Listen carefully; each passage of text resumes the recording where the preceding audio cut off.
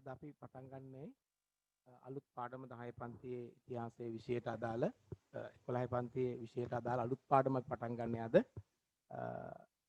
අපි පාඩම නතර කරපු එක 7 වෙනි පාඩම ලෝකයේ කැපී පෙනෙන විප්ලව කියන පාඩම ළමයි එකට සූදානම් වෙන පෙළ පොතත් නිබන්ධනයත් අරගෙන ලෝකයේ කැපී පෙනෙන විප්ලව කියන පාඩමට සූදානම් වෙමු.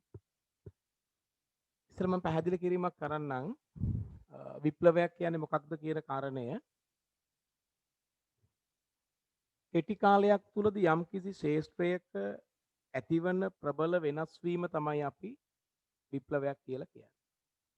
කෙටි කාලයක් තුලදී කිසියම් ශේෂ්ත්‍රයක් තුල ඇතිවන ප්‍රබල වෙනස් වීම අපි හඳුන්වනවා විප්ලවයක් කියලා. උඩ දරුවනේ අපි මීට කලින් මෙවැනි විප්ලව කිහිපයක් පිළිබඳව සාකච්ඡා කරලා තියෙනවා. දරුවන්ට මතකයි අපි කතා කරපු පළවෙනි පාඩම කාර්මික විප්ලවය. ඒකට ඒකත් අයිති වෙන්නේ විප්ලව ගණයට කාර්මික විප්ලවය.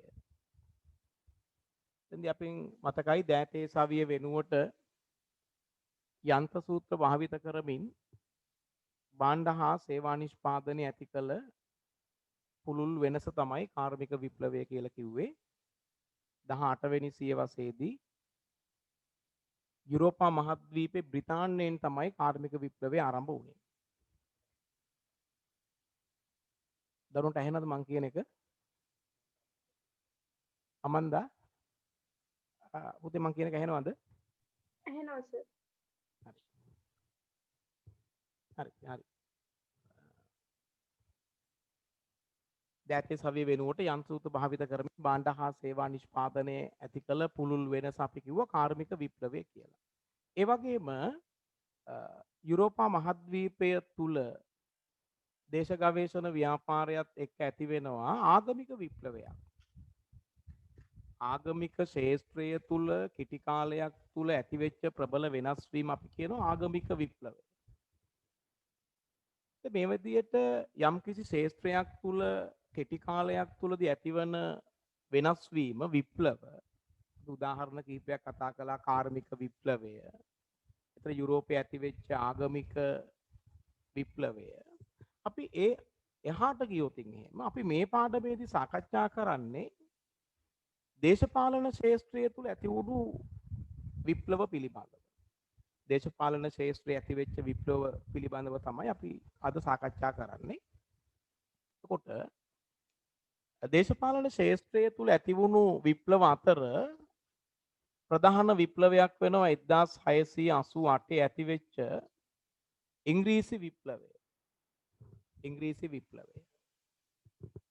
ඒක අපේ පෙළ පොතට අදාළ වෙන මේ මොහොතේ සාකච්ඡා කරන එකක් නෙමෙයි. නමුත් අපි දැනගෙන ඉන්නට ඕන විප්ලවය පිළිබඳව. 1688 ඉංග්‍රීසි විප්ලවය. ඊළඟට අපි කතා කරනවා 1783 ඇමරිකානු නිදහස් සටන හෙවත් ඇමරිකානු විප්ලවය පිළිබඳව. 1789 ප්‍රංශ විප්ලවය පිළිබඳව අපි සාකච්ඡා කරනවා. ඒ වගේම 1917 රුසියානු විප්ලවය පිළිබඳව සාකච්ඡා කරනවා. එතකොට දේශපාලන ශාස්ත්‍රය තුල සිදු වුණු විප්ලව ගණනාවක් පිළිබඳව සාකච්ඡා කරන්න තමයි අපි දැන් සූදානම් වෙන්නේ. එතකොට මම කිව්වා මේ 1688 ඉංග්‍රීසි විප්ලවය කියන කාරණය. මේක බ්‍රිතාන්‍ය ඇති වෙන තත්ත්වයක්. ඉංග්‍රීසි විප්ලවය බ්‍රිතාන්‍ය තුල ඇති වෙන තත්ත්වයක්. අපි බ්‍රිතාන්‍ය ওই විදිහට දක්වමු. දරුවනේ මේ බ්‍රිතාන්‍ය කියන රටේ රජතුමා. ඒ වගේම මේ රටේ මහජනතාවගේ නියෝජිතයන්ගෙන් සමන්විත වෙච්ච මහජන නියෝජිත ආයතනයක් තිබුණා බ්‍රිතාන්‍ය තුල. අරු දන්නවා මහජන නියෝජිත ආයතනය කියන්නේ පාර්ලිමේන්තුව. මම මේ පොඩි හැඳින්වීමක් කරන්නේ ඕගොල්ලන්ට ඉංග්‍රීසි විප්ලවය පිළිබඳව. රජතුමා පාර්ලිමේන්තුව. තමයි බ්‍රිතාන්‍ය තුල ගැටුමක් ඇති වෙනවා මේ රජු සහ පාර්ලිමේන්තුව අතර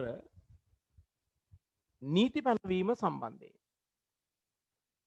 රජතුමා සහ රජුට හිතවාදී පිරිස් කියන්නේ නීති පැනවීමේ රටේ ජනතාවට නීති පැනවීමේ බලය එහෙම නැත්නම් බදු පැනවීමේ බලය තියෙන්නේ රජතුමාට කියලා. මහජන නියෝජිතයන්ගෙන් සමන්විත පාර්ලිමේන්තු හිතවාදී පිරිස පාර්ලිමේන්තු කණ්ඩායම කියන්නේ රටේ ජනතාව සම්බන්ධයෙන් නීති පැනවීමේ බලය තියෙන්නේ මහජන නියෝජිතයන්ට ඒ කියන්නේ පාර්ලිමේන්තුවට කියලා. දැන් ගැටුමක් ඇති වෙන බව පේනවනේ. රජතුමා රටේ ජනතාව සම්බන්ධයෙන් නීති පැනවීමේ බලය තියෙන්නේ රජුටද පාර්ලිමේන්තුවටද කියන ප්‍රශ්නේ. මේක මුල් කරගෙන මේ දෙපාර්ශවය අතර ඇති වෙනවා ගැටුමක්. ඒක තමයි ඉංග්‍රීසි විප්ලවය කියලා කියන්නේ.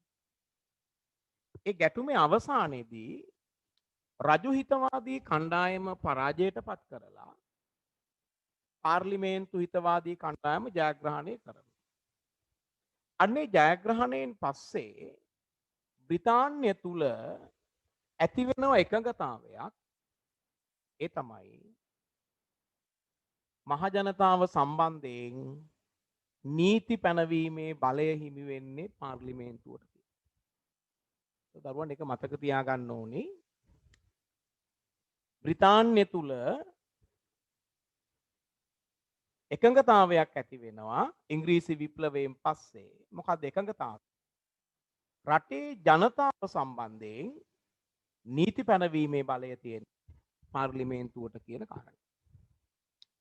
ඒතකොට ඉංග්‍රීසි විප්ලවයෙන් පස්සේ බ්‍රිතාන්‍ය සම්ප්‍රදාය තුල නීති පැනවීමේ බලය හිමි වුණේ පාර්ලිමේන්තුවට. ඒ කාරණේ මතක තියාගන්න ඕන.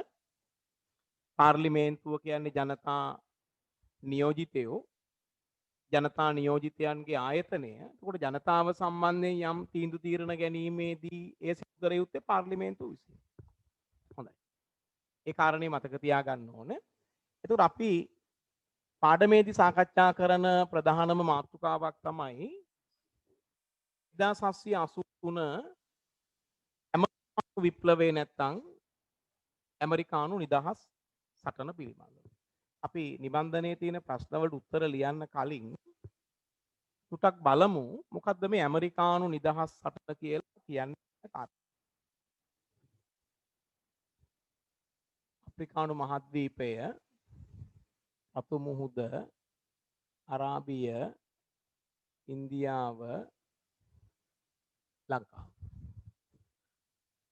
මේ පැත්තෙන් පෙන්නුවොත් මධ්‍යධරණී මුහුද,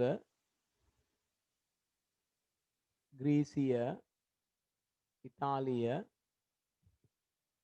මෙතන තමයි තියෙන්නේ බ්‍රිතාන්‍යය. මේක යුරෝපා මහද්වීපය. පැහැදිලි? මේ පැත්තෙන් දල වශයෙන් පෙන්නමු මේ විදිහට අපි ගත්තොත් මේක මේ ඇමරිකානු මහද්වීපය. ඇමරිකානු මහද්වීපය.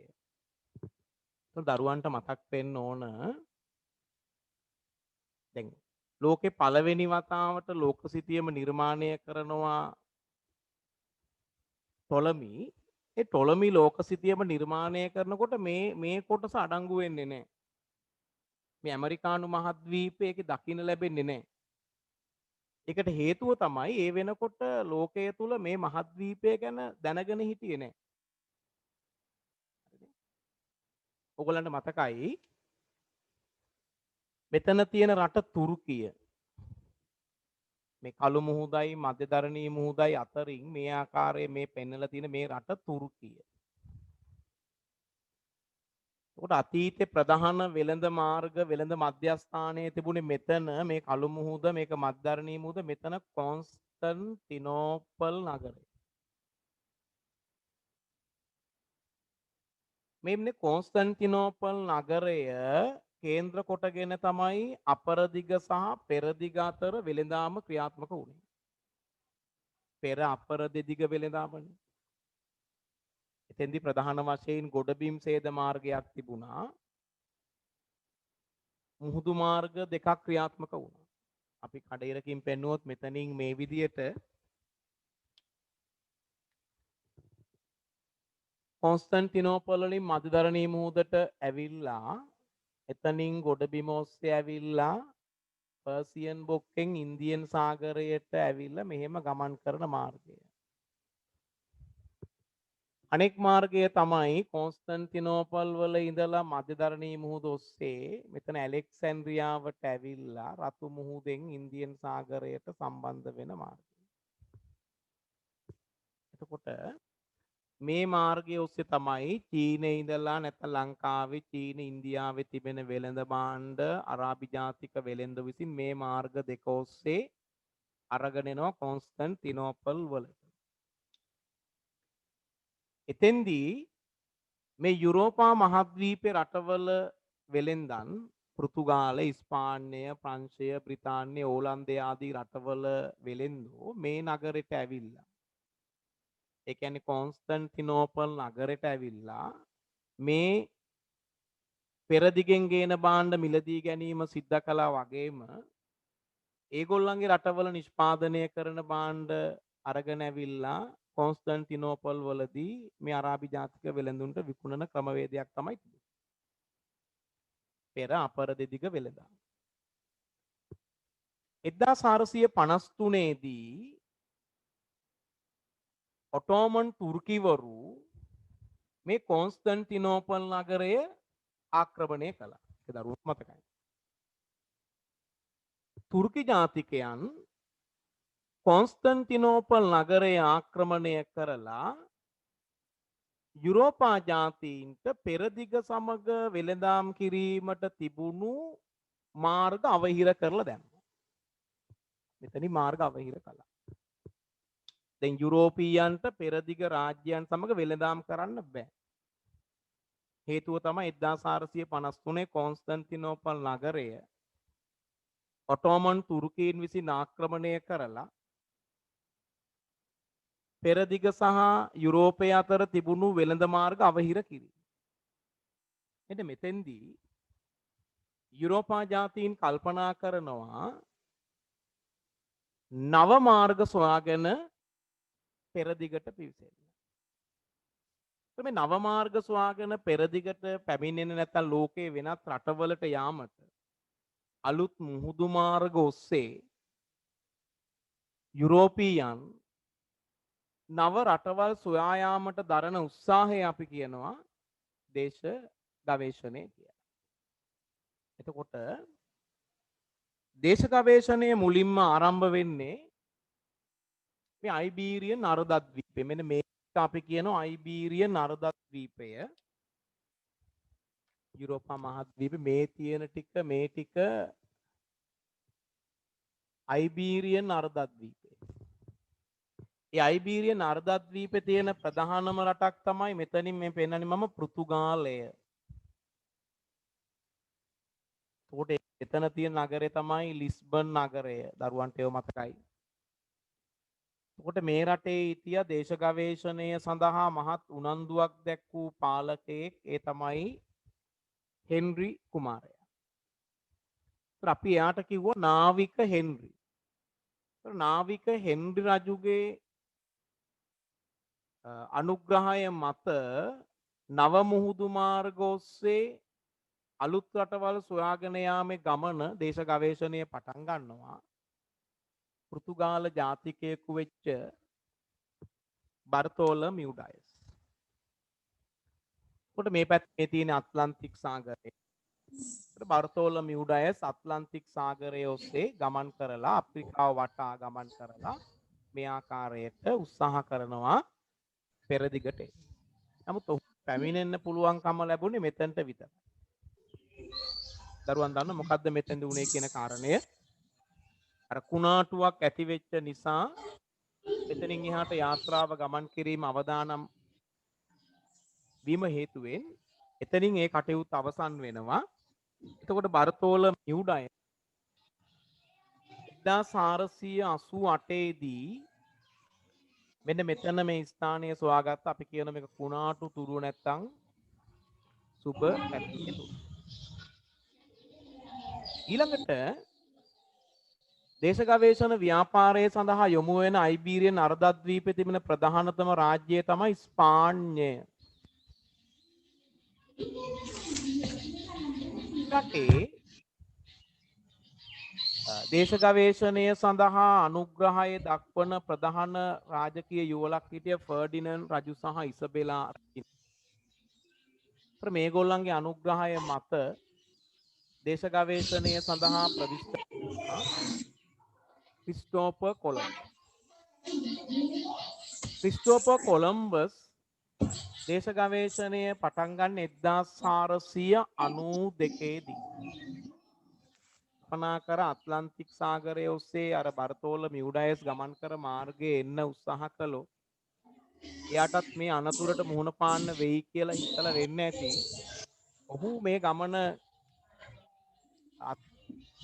අතහිර පැත්තට යාත්‍රා කරලා මේ පැත්තට උත්සාහ කරනවා. අවසානයේ ක්‍රිස්ටෝපර් කොලම්බස් ඇවිල්ලා ගොඩ අහින්නේ මෙන්න මෙතන තියෙන මෙතනින් තියෙනවා ප්‍රධාන දූපතක් යුබාව කියලා. මෙන්න මෙතන තියෙන දූපතකට තමයි ක්‍රිස්ටෝපර් කොලම්බස් 1492 ගොඩ අපි මේ දූපතට කියන බහමාස් දූපත්.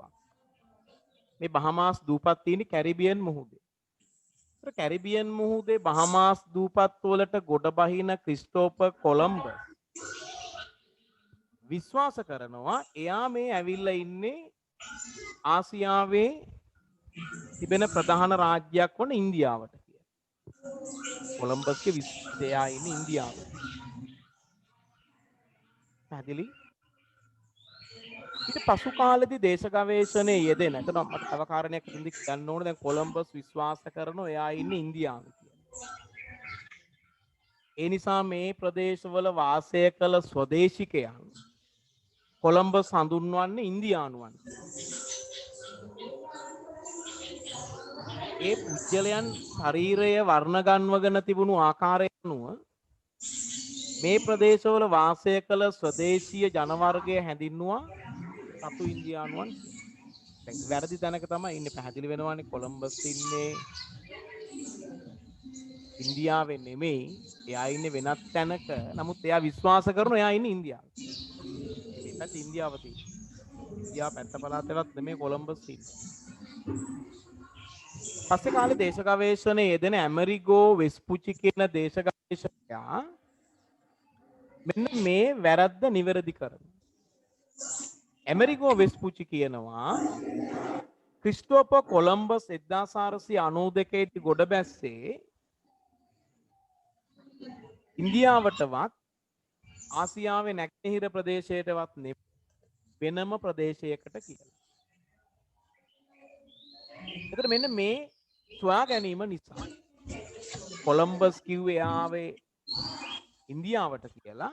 ඇමරිකෝ වෙස්පුචි කියනෝනේ කොලම්බස් ඇවිල්ලා තියෙන ඉන්දියාවටවත් ආසියාවේ නැගෙනහිර ප්‍රදේශයටවත් නෙමෙයි වෙනම එකට තමයි කොලම්බස් ඇවිල්ලා තියෙන්නේ කියන නිවැරදි කිරීම කරන ඇමරිකෝ වෙස්පුචි. ඒ නිසා පසු කාලෙදී ඇමරිකෝ වෙස්පුචිට කරන ගෞරවයක් පිණිස ජර්මන් ජාතිකයෙකු විසින් මේ මහද්වීපය නම් කරනවා ඇමරිකාව කියලා. එතකොට මේක ඇමරිකානු මහද්වීපය. ඒතර මේක නම වැදුණු විදිය ඔයගලන්ට තේරෙනවා. මේ නම වැටුනේ අර ඇමරිකෝ වෙස්පුචිගේ නමින් කොටසක් එකතු කරලා මේක ඇමරිකානු මහද්වීපය. පැහැදිලි? දැන් අපි කතා කරන්න යන්නේ ඇමරිකානු නිදහස් සටන පිළිබඳව. අපි ඒක කතා කරන්න කලින් මේ දක්වා ටික අපි සටහනේ ලියාගෙන ඉමු. සමහර දරුවෝ ලියලා ඇති. මට මතකත් නැහැ පන්තියේදී අපි ඒක පටන් අරගත්තද නැද්ද කියන කාරණේ. උඩ අපි පළවෙනි ප්‍රශ්නෙට ගිහිල්ලා ඒක ලියාගෙන ඉමු. ලෝකේ කැපී පෙනෙන විප්ලව කියන පාඩමේ පළවෙනි ප්‍රශ්නේ මම දීලා තියෙන්නේ කිසියම් ශාස්ත්‍රයක් තුල කෙටි කාලයක් තුලදී ඇතිවන ප්‍රබල වෙනස් වීමක් හැඳින්වීමට යොදන පදය කුමක්ද කියලා. ඊටම පැහැදිලි. අපි එතන ලියන උත්තරේ විප්ලවය. පළවෙනි ප්‍රශ්නට අදාළ උත්තරේ තමයි විප්ලවය.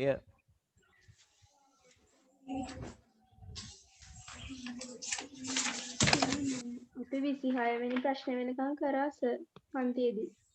කියන කරේ පුතේ 26 වෙනකම්. 26 කරලා තියෙනවනේ. ඔව්. අපි එන ඉක්මනට මේ කතා කරතර කියන හරිනේ. අලුත් ළමයෙක් හිටියොත් එයාට සම්බන්ධ වෙන්න පුළුවන්ද කොට? හරි. මම පන්තියේදී 26 වෙනි ප්‍රශ්නේ වෙනකම් සාකච්ඡා කරලා තියෙනවලු. අපි ඉස්සරහට කතා කරගෙන යනවා ඉක්මනින් එහෙනම්. ඒතර දෙවෙනි ප්‍රශ්නේ කාර්මික ශාස්ත්‍රයේ කෙටි කාලයක් තුලදී ඇති වුණු ප්‍රබල වෙනස් වීම හඳුන්වන්නේ කොහොමද? අපි එකට කියනවා කාර්මික විප්ලවය. කාර්මික විප්ලවය ඇති වෙන්නේ 18 වන සියවසේ යුරෝපා මහද්වීපයේ බ්‍රිතාන්‍යයේ. තුන්වෙනි ප්‍රශ්නේ යුරෝපයේ පුනරුද සමයේ ආගමික ශාස්ත්‍රයේ ඇති වුණු වෙනස් වීම හැඳින්වුවේ කෙසේද? ආගමික විප්ලවය ඇති වෙන්නේ ක්‍රිස්තු වර්ෂ 1517. ඊට පස්සේ හතරවෙනි ප්‍රශ්නේ දේශපාලන ශාස්ත්‍රයේ විප්ලව ගණනාවක් ඇතිවිය උදාහරණ දක්වන්න. ඒත් අපි ඒකේ උදාහරණ ලියනවා අර පෙළපොතට අදාළ වෙන ටික විතරක්. 1783 ඇමරිකානු නිදහස් සටන මම එතන ලියන්න දීලා ඇති ඇමරිකානු නිදහස් සටනේ තේමා පාඨය. දරුවන්ට මතකයි ඇමරිකානු නිදහස් සටනේ තේමා පාඨය තමයි නියෝජනයක් නැත්නම් බදුත් නැත. නැත්නම් ඒකත් එතන ලියා ගන්න ඇමරිකානු නිදහස් සටන තේමා පාඨය නියෝජනයක් නැත්නම් බදුත් නැත. මේ නියෝජනයක් නැත්නම් බදුත් නැත කියන කාරණය ලියන කොටම ඕගලන්ට මතක් වෙන්න ඕනේ. මම අද පැහැදිලි කරා පටන් ගන්නකොටම 1688 ඉංග්‍රීසි විප්ලවය. විප්ලවයෙන් පස්සේ බ්‍රිතාන්‍ය සම්ප්‍රදාය තුල නීති පනවන්නේ මහජන නියෝජිත ආයතනය. එතන තමයි මෙතන මේ සම්බන්ධ වෙන තැන නියෝජනයක් නැත්නම් බදුත් නැත. ඊට පස්සේ ඒක 1789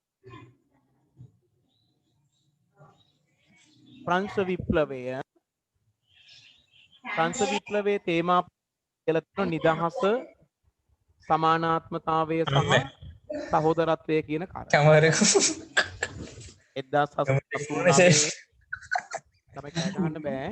ඔන්නුන ෂර්ට් එකක් කරන ළමයි ඔක්කොම දැක්කා. අයියා මන්ට අක්ගල පැන්නවා. ගණන්ද? තියෙනද?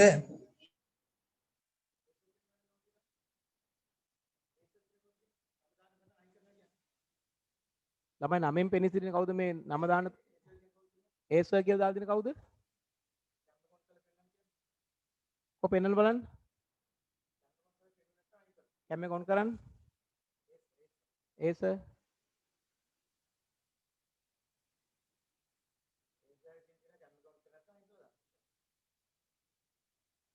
ඔය ඒසර් කෙනා කරන්න බලන්න. නැත්තම් එයා අයින් කළා දාන පන්තියෙන්. හරි. හරි. නම නැති ළමයි පෙනී සිටින්න බෑ පන්තියේ. ළමයි විකාර කරන්න එපා. ඕගොල්ලන් මේ තීරණාත්මක මොහොතක ඕගොල්ලන් ඉන්නේ විභාගේ පෙනිපෙනි විකාර කරන්න ලේස්ති වෙන්න එපා. 1789 ප්‍රංශ විප්ලවය නිදහස සමානාත්මතාවය සහෝදරත්වය තමයි ඒකේ තේමා පාඨය. ඊළඟට අපි කතා කරේ 1917 රුසියානු විප්ලවය. රුසියානු විප්ලවයට අපි කියන ඔක්තෝබර් විප්ලවය කියලා. ඔක්තෝබර් විප්ලවයේ තේමා පාඨය උනේ සාමය, ඉඩම්, ආහාර කියන එක. සාමය, ඉඩම්, ආහාර. පස්වෙනි ප්‍රශ්නේ ඇමරිකන් නිදහස් සටන යනු කුමක්ද? ඇමරිකන් නිදහස් සටන කියලා කිව්වේ ලියා ගන්නවා ලියපු නැති ළමයෙක් ඉන්නවා නම් ඇමරිකන් ජනපදවාසීන්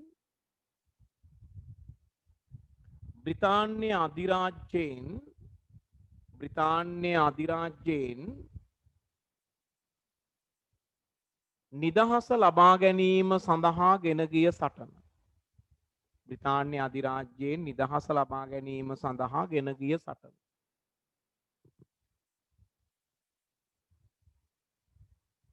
ඇමරිකාන් ජනපදවාසීන් බ්‍රිතාන්‍ය අධිරාජ්‍යවාදීන්ගෙන් නිදහස ලබා ගැනීම සඳහා ගෙන ගිය සටන තමයි ඇමරිකන් නිදහස් සටන. 1492 දී ක්‍රිස්ටෝෆර් කොලම්බස් ගොඩ බසින ලද්දේ කවර ප්‍රදේශයකටද? මේ කැරිබියන් මුහුදේ බහමාස් දූපත් වල. කැරිබියන් මුහුදේ බහමාස් දූපත් වලට තමයි කොලම්බස් ගොඩ බහින්නේ. අපි එතනම ලියලා ඇති යට රූලෙන් ඔහු විශ්වාස කළා ක්‍රිස්ටෝෆර් කොලම්බස් විශ්වාස කළා තමන් පැමිණියේ ඉන්දියාවට කියලා. අපි ඒක එතන ලියලා ඇති. ඊට 7 වෙනි ප්‍රශ්නෙට යනවා. ක්‍රිස්ටෝෆර් කොලම්බස් සොයාගත් ප්‍රදේශ ඉන්දියාව නැතහොත් ආසියාවේ නැගෙනහිර ප්‍රදේශ නොව වෙනම ප්‍රදේශයක් බව ප්‍රකාශ කරන්නේ ඇමරිගෝ වෙස්පුචි. අපි ඊළඟ රූලේ ලියලා ඇති.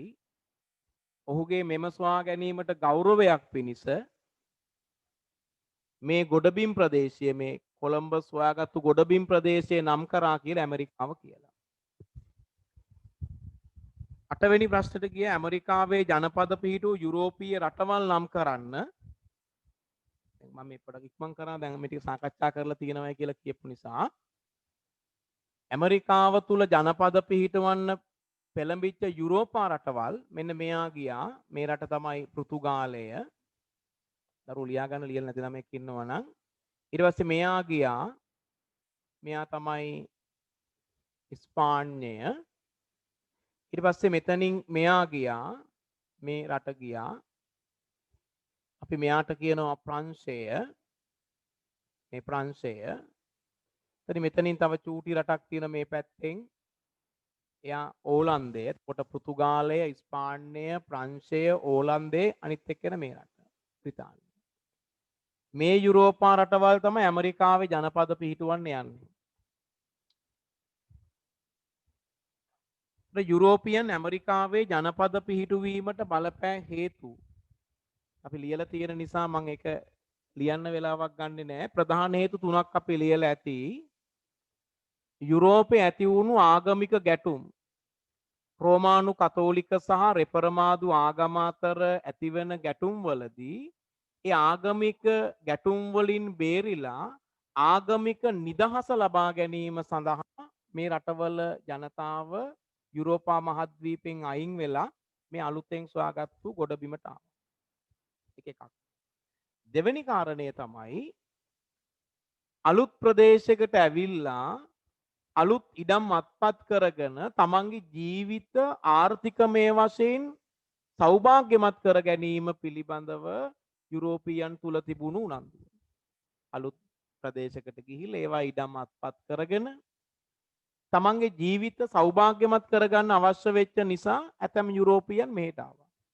මෙහෙට කියලා කිව්වේ ඇමරිකානු මහද්වීපයට ආවා. තුන්වෙනි කාරණය තමයි අර කීර්තිය ධනය ලබා ගැනීමේ අපේක්ෂාවෙන් අලුත් ප්‍රදේශ කරා ගමන් කරලා ජනපද පිහිටුවීම සඳහා යුරෝපා රටවල පාලකයන් ලබා දීපු උනන්දුව ධෛර්යය කියන කාරණය. ඒකට පෙළ පොතේ කාරණා තුන තියෙනවා අපි ඒක ලියලා තියෙන්නේ. ඒකට මම ඉස්සරහට ඉක්මනට එනවා. 10 වෙනි ප්‍රශ්නේ ගාවා.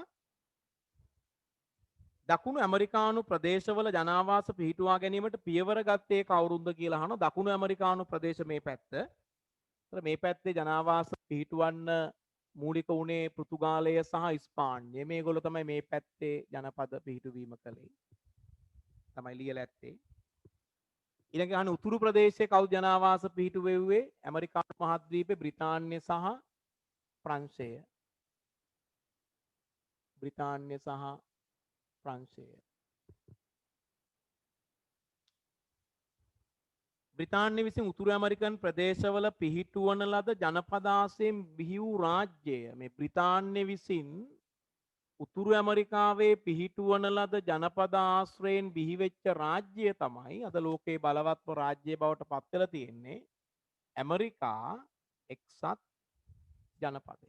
මම මේ වචනේ පැහැදිලි කරලා ඇති පන්තියේදී ඇමරිකා එක්සත් ජනපදය කියන්නේ මොකද කියලා. මොකද බ්‍රිතාන්‍යයන් මේ ගොඩබිම් ප්‍රදේශය තුල ජනපද 13ක් ඇති කරනවා. ඒ ජනපද 13 එක්සත් වීමෙන් එකතු වීමෙන් තමයි ඇමරිකා එක්සත් ජනපදය කියන රට නිර්මාණය වුණේ. හොඳයි. අපි යන ඊළඟ ප්‍රශ්නෙට බ්‍රිතාන්‍යයන් විසින් උතුරු ඇමරිකාවේ ආරම්භ කළ ප්‍රථම ජනපදය ඒ තමයි වර්ජීනියා ජනපදය 1607 දී ආරම්භ කරන්නේ වර්ජීනියා ජනපදය 1607. ඊළඟ අහනවා අපෙන් බ්‍රිතාන්‍යයන් උතුරු ඇමරිකාවේ ජනපද කීයක් ආරම්භ කළාද කියලා. ජනපද 13ක් ආරම්භ කළා. අපි ලියලා තියෙන ජනපද 13 වර්ජීනියා ජනපදය, මැසචුසෙට් ජනපදය, නිව්යෝර්ක් ජනපදය, නිව් හැම්ෂයර් කියන ජනපදය, මේරිලන්ඩ්, කනෙක්ටිකට්, රෝඩ් ඩිවයින, ඩෙලවෙයාර්, උතුරු කැරොලිනා, නිව් ජර්සි, දකුණු කැරොලිනා, පෙන්සිල්වේනියා සහ ජෝර්ජියා කියලා. 15 වෙනි ප්‍රශ්නය යන උතුරු ඇමරිකාවේ බ්‍රිතාන්‍ය ජනපද 13 අතුරින් අවසන් වරට පිහිට වූ ජනපදය, අවසාන වශයෙන් ආරම්භ කළ ජනපදය ජෝර්ජියා ජනපදය. ඉංග්‍රීසි භාෂාව කතා කළ එම සංස්කෘතියට අනුව හැඩ ගැසුණු වෙනම ජන කොටසක් ලෙස මෙම ජනපද වාසීන් ඉස්මතු වීමට පටන් ගත්තේ කවර සියවසකද? 18 වන සියවසේ. උතුරු ඇමරිකාවේ ජනපද පිහිට වූ බ්‍රිතාන්‍ය සමාගම් හා පුජ්‍යලයින් කොන්දේසි කිහිපයකට එකඟව එය සිදු කරන ලදී. එම කොන්දේසි මොනවාද කියලා අහනවා. ඒතර ප්‍රධාන වශයෙන් කොන්දේසි දෙකයි. එකක් තමයි ජනපද වාසීන් බ්‍රිතාන්‍යයෙන් අවසර අරගෙන ඇමරිකාවට ගිහිල්ලා ජනපද පිහිටුවන අය බ්‍රිතාන්‍ය මෞරාජ්‍ය ආධිපත්‍යය පිළිගත යුතුයි.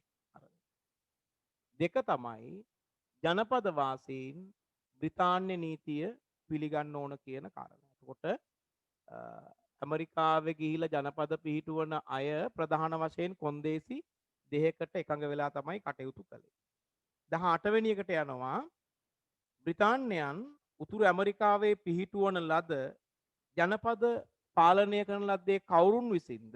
අපි ලියලා ඇති මේ ජනපද 13 පාලනය කළේ ආණ්ඩුකාරවරයෙකු විසින්. එතනම අපි ලියලා ඇති ආණ්ඩුකාරවරයාට සහාය වීම සඳහා ඒ ජනපදයෙන් තෝරාගත් ව්‍යවස්ථාදායක සභාවකුත් තිබුණා කියලා. 19 වෙනි එකට මම එනවා බ්‍රිතාන්‍යයට ඇමරිකාවේ පිහිට වූ ජනපද කටයුතු කෙරෙහි ප්‍රමාණවත් අවධානයක් යොමු කිරීමට පුළුවන්කම ලැබුණේ නැහැ. මෙයාට මේ ජනපද ගැන ප්‍රමාණවත් අවධානයක් යොමු කරන්න උනේ නැහැ. අපි ලියලා ඇති හේතු දෙකක්. එකක් තමයි ජනපද මෞරාජ්‍යයට ඈතින් පිහිටා තිබීම. දෙක ලියලා ඇති යුරෝපය තුල විවිධ යුද ගැටුම් වලට බ්‍රිතාන්‍ය මැදිහත් වී සිටීම. මම පැහැදිලි කිරීම ඉක්මන් කළේ 26 දක්වා ප්‍රශ්න සාකච්ඡා කරලායි කියලා තියෙන නිසා.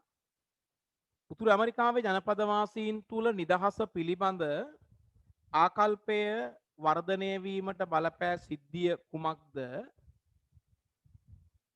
ඒකට හේතුව තමයි 1763 වන තෙක් බ්‍රිතාන්‍ය ජනපද වාසීන් සම්බන්ධයෙන් ලිහිල් දේශපාලන ප්‍රතිපත්තියක් අනුගමනය කිරීම.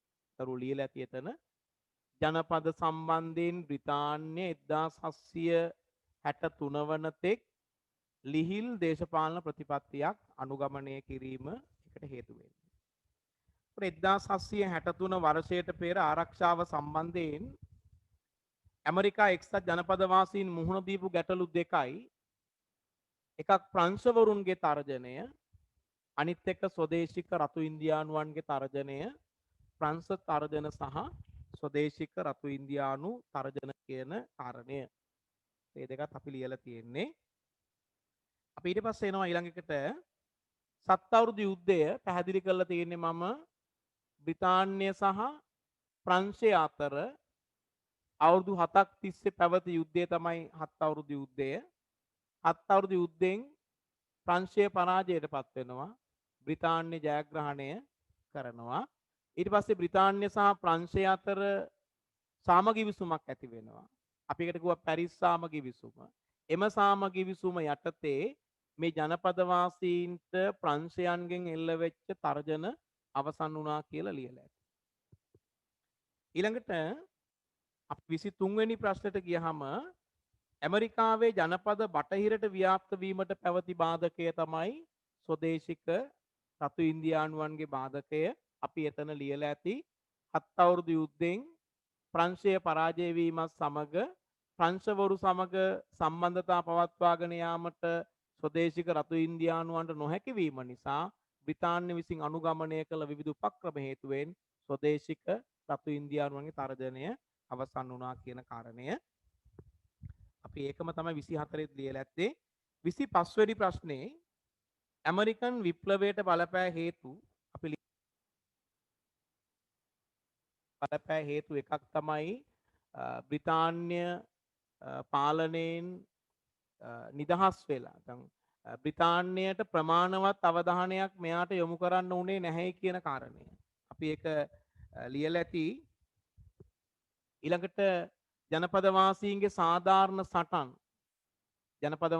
සාධාරණ සටන් මර්ධනය කිරීමට බ්‍රිතාන්‍යයන් කටයුතු කිරීම, නිදහස පිළිබඳ ජනපදවාසීන් තුළ ඇති වුණු අදහස, ඊළඟට බ්‍රිතාන්‍ය විසින් අනුගමනය කළ තමන්ගේ රටට වාසිදායක වන ආර්ථික ප්‍රතිපත්තිය කියලා අපි එතන කියලා ඇති. 26 වෙනි ප්‍රශ්නෙට අපි ඇවිල්ලා තියෙන්නේ. මම එතන ඉඳලා පැහැදිලි කිරීම කරන්නම්. ඇමරිකන් ජනපද සම්බන්ධයෙන් බ්‍රිතාන්‍ය ආර්ථික ප්‍රතිපත්තිය හා වෙළඳ කටයුතු මහරාජ්‍යයට වාසිදායක වන ආකාරයෙන් සිදුවිය. එතකොට බ්‍රිතාන්‍ය අපි රටෙන් තමයි ඇඳලා පෙන්නුවේ හැමදාම බ්‍රිතාන්‍ය ඇමරිකානු ජනපද සම්බන්ධයෙන් අනුගමනය කළ ආර්ථික ප්‍රතිපත්තිය බ්‍රිතාන්‍යයට වාසිදායකයි. එතන ආර්ථික ප්‍රතිපත්ති තුනක් තිබුණා. දරුවන්ට මතකයිනේ ආර්ථික ප්‍රතිපත්ති තුනක් අපි එතන ලියලා. එකක් තමයි බ්‍රිතාන්‍ය තුල නිපදවන භාණ්ඩ ජනපද නිපදවීම තහනම්. බ්‍රිතාන්‍ය තුල නිපදවන භාණ්ඩ ජනපද නිපදවන්න බෑ. දෙවෙනි කාරණය තමයි ජනපදවල නිපදවන සීනි, දුම්කොළ, මීටි, තඹ, තිරිඟු මේ ජනපදවල නිපදවන භාණ්ඩ බ්‍රිතාන්‍යයට පමණක් ලබා දී. එතන භාණ්ඩ ලදී ගැනීම කරන්නේ අඩු ගානකට. අපි ඒක පැහැදිලි කරා. මේ ජනපදවල නිපදවන භාණ්ඩ බ්‍රිතාන්‍යයට පමණයි දෙන්නට ඕන. අනෙක් කාරණය තමයි ජනපද වාසීන් නිෂ්පාදන කටයුතු සම්බන්ධයෙන් හෝ වෙළඳාම සම්බන්ධයෙන් මව් රාජ්‍යයට අභියෝග නොකළ යුතුයි. මව් රාජ්‍ය සමග තරඟ නොකළ යුතුයි. පැහැදිලි? අපි එතන කියලා ඇති. හැබැයි මෙතන මම පැහැදිලි කරලා ඇති නැත්නම් පෙළපොතෙන් බලා ගන්න මේ මොහොතේ ඔයගොල්ලෝ පෙළපොත පෙරලගෙන ඉන්න ඕනේ මේ අදාළ තැනට ගිහිල්ලා. දැන් මේ කාරණා තුන ජනපද වාසීන්ට අවාසී බ්‍රිතාන්‍යයට වාසී. හැබැයි මතක තියාගන්න මේ කාරණාත් එක්ක ජනපද වාසීන්ටත් පොඩි වාසියක් ලැබුණා. මොකද ජනපද වාසීන්ට ලැබුණ වාසිය ජනපද වාසීන්ගේ නිෂ්පාදන සඳහා ස්ථාවර වෙළඳ පොලක් ලැබුණා. මොකද මේගොල්ලෝ නිපදවන තිරිඟු ටික, සීනි ටික, මීටි ටික මිලදී ගන්නවා බ්‍රිතාන්‍ය විසින්. ඒතකොට ජනපද වාසීන්ට ස්ථාවර වෙළඳ පොලක් ලැබුණා. හැබැයි ප්‍රශ්නේ තියෙන්නේ ජනපද වාසීන්ට මේ භාණ්ඩ බ්‍රිතාන්‍යයට විකිණීමේදී යම් පාඩුවක් සිද්ධ වෙනවා. ජනපද වාසීන් කලේ ඒ පාඩුව අවම කර ගැනීම සඳහා මම පන්ති කිව්වද අපිට මේගොල්ලෝ ඒ මුළු සීනි ප්‍රමාණයම බ්‍රිතාන්‍යයට දෙන්නේ නැතුව යම් ප්‍රමාණයක් බ්‍රිතාන්‍යයට දීලා ඉතුරු ටික ඒගොල්ලෝ කලේ හොර රහසේ වෙනත් රටවල් වලට අලෙවි කිරීම කරා. ඒකට ජනපද වාසීන් හොර වෙළඳාම කළා. ඇයි හොර වෙළඳාම කළේ? තම නිෂ්පාදන බ්‍රිතාන්‍යයට දීමෙන් සිදුවන පාඩුව පියවා ගැනීම සඳහා. දැන් ඔබ ප්‍රශ්නයක් මතුවෙන ජනපද වාසීන්ට හොර වෙළඳාම් කරන්න පුළුවන්ද? ඔව්. හේතුව අපි කියලා තියෙනවා 1763 වෙනකන්. හරිද? 1763 වෙනකන් බ්‍රිතාන්‍ය විසින් මේ ජනපද සම්බන්ධයෙන් අනුගමනය කළේ ලිහිල් දේශපාලන ප්‍රතිපත්තියක්. එතකොට මෙයා සම්බන්ධයෙන් ලිහිල් දේශපාලන ප්‍රතිපත්තියක් අනුගමනය කරපු නිසා මෙයා මොකද කරේ? බ්‍රිතාන්‍යයට භාණ්ඩ ලබා දීමෙන් සිදුවන පහසුව පියව ගන්න එයා වෙනත් රටවල් එක්ක හොර වෙළඳාමේ යෙදුණා. අපි ඒ ටික ලියලා තියෙනවා නම් දැන් 27 බ්‍රිතාන්‍ය ආර්ථික පිළිවෙත හා නීති රීතිවලට එරෙහිව ඇමරිකානු ජනපදවල එතන ප්‍රශ්න නිවැරදි කරගන්න ඕන පුතේ ප්‍රබල විනෝදයක් නෙමෙයි ඇමරිකානු ජනපදවල ප්‍රබල විරෝධයක් ඇති වූයේ කවර කාලයකද? ඇමරිකානු ජනපදවල බ්‍රිතාන්‍ය ආර්ථික ප්‍රතිපත්තිය සම්බන්ධයෙන් ප්‍රබල විරෝධයක් ඇති වෙන්නේ 1763. ඉතින් ලියා ගන්නකෝ ප්‍රබල විරෝධයක් ඇති වෙන්නේ 1763. ප්‍රබල විරෝධයක් ඇති වෙන්නේ 1763. දැන් ඊට පස්සේ අහගන්න ඕනේ දැන් මේගොල්ලෝ 1763 වෙනකන් ජනපද වාසීන් බ්‍රිතාන්‍ය ආර්ථික හෝ වෙනත් ප්‍රතිපත්ති සම්බන්ධයෙන් විරෝධයක් නැහැ. මෙයා සම්බන්ධයෙන් විරෝධයක් දක්වන්නේ 63 වෙනකන් 1700. හැබැයි 1763න් පස්සේ ජනපද වාසීන් බ්‍රිතාන්‍ය ආර්ථික ප්‍රතිපත්තිය සම්බන්ධයෙන් ප්‍රබල විරෝධයක් මතු කරනවා. ඒකට හේතුව තමයි මම අර කලින් පැහැදිලි කළා මේගොල්ලෝ හොර වෙළඳාම කළා. ඒ හොර වෙළඳාමෙන් බ්‍රිතාන්‍යයන්ට භාණ්ඩ ලබා දීමෙන් සිදුවන පාඩුව අවම කරගත්තා. 1763න් පස්සේ බ්‍රිතාන්‍ය ජනපද වාසීන් සම්බන්ධයෙන් අනුගමනය කළ ලිහිල් දේශපාලන ප්‍රතිපත්තිය පැත්තකට දාලා දැඩි ප්‍රතිපත්තියකට ඇවිල්ලා මේ ජනපද සම්බන්ධයෙන් නව නීති නව බදු පනවන්න ගත්තා. විශේෂයෙන්ම බ්‍රිතාන්‍ය තීරණය කරනවා ජනපදවල ඇතිවන හොර වෙළඳාම නතර කරන්න. ජනපදවල ඇතිවන හොර වෙළඳාම නතර කරන්න බ්‍රිතාන්‍ය පියවර ගැනීමත් සමග මෙන්න ඇමරිකා ජනපද වාසීන් තුල අන්නේ කෙරේ ප්‍රබල විරෝධයක් ඇති වෙනවා. අපි ඒක ලියමු මෙහි විදියට. ඉස්සෙල්ලම ලියන්න ඕනේ 1763න් පසු කියලා. ඊට පස්සේ පැහැදිලි කරන මේ විදියට මුල් කාලයේ බ්‍රිතාන්‍ය නීති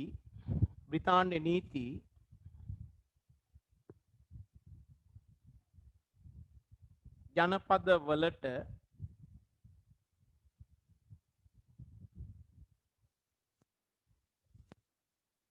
දැඩි ලෙස ක්‍රියාත්මක නොවුනි. ජනපදවලට දැඩි ලෙස ක්‍රියාත්මක නොවුනි.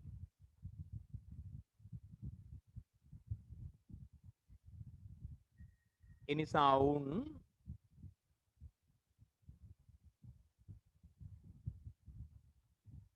හොර වෙළඳාමේ නිරත විය.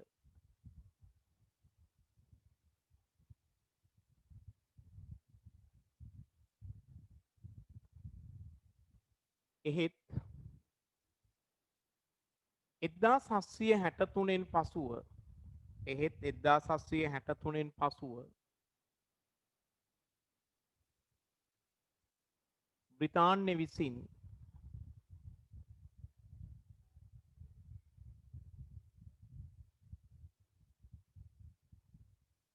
ජනපද සම්බන්ධයෙන්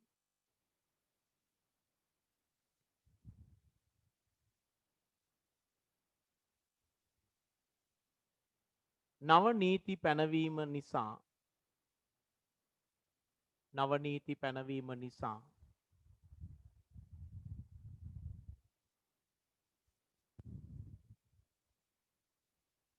ජනපද වාසීන් තුල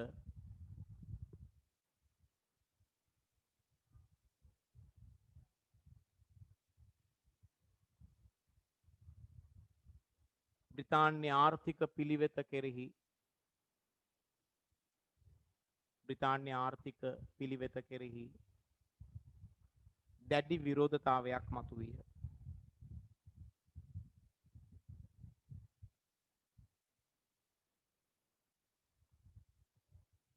දැඩි විරෝධතාවයක් මතුවිය.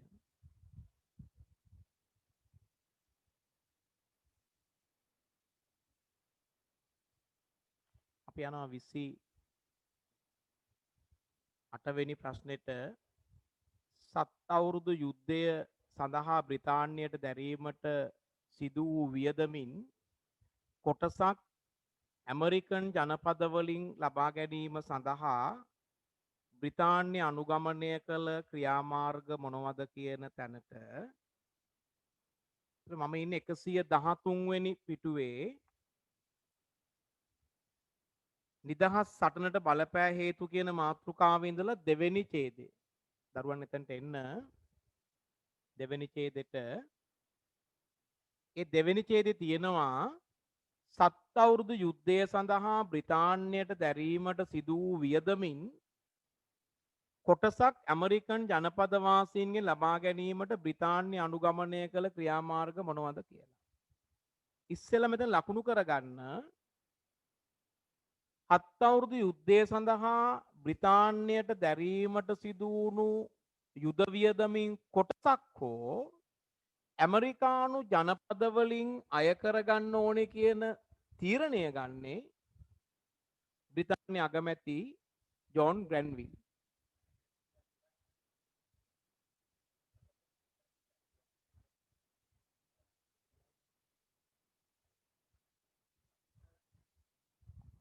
ජෝන් ග්‍රැන්විල් ලකුණු කරගන්න මේ තීන්දුව තීරණ ගන්නේ බ්‍රිතාන්‍ය අගමැති ජෝන් ග්‍රැන්විල්.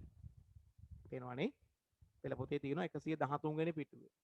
දැන් බලමු බ්‍රිතාන්‍ය අගමැති ජෝන් ග්‍රැන්විල් විසින් අවුරුදු යුද්ධය සඳහා ගිය වියදමින් කොටසක් හරි බ්‍රිතාන්‍යයන්ගෙන් ලබා ගන්න අනුගමනය කළ ක්‍රියාමාර්ග මොනවද කියලා ක්‍රියාමාර්ග තුනක් එතන තියෙනවා. පළවෙනි ක්‍රියාමාර්ගය තමයි ඇමරිකන් ජනපදවලින් අය කළ තීරු ක්‍රමානුකූලව අය කර ගැනීමට තීරණය කිරීම. දරුවෝ ලියලා නැත්නම් ලියා ගන්න ඇමරිකානු ජනපදවලින් අය කළ තීරු බදු ක්‍රමානුකූලව අය කර ගැනීමට තීරණය කිරීම.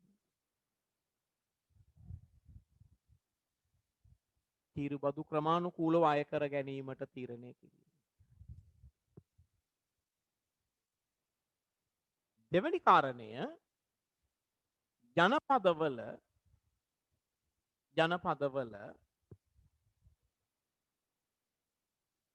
හොර වෙළඳාම නතර කිරීම සඳහා ජනපදවල හොර වෙළඳාම නතර කිරීම සඳහා ජනපදවල හොර වෙළඳාම නතර කිරීම සඳහා නාවුක මුර සේවා තර කිරීම. නාවුක මුර සේවා තර කිරීම. නාවුක මුර සේවා තර කිරීම.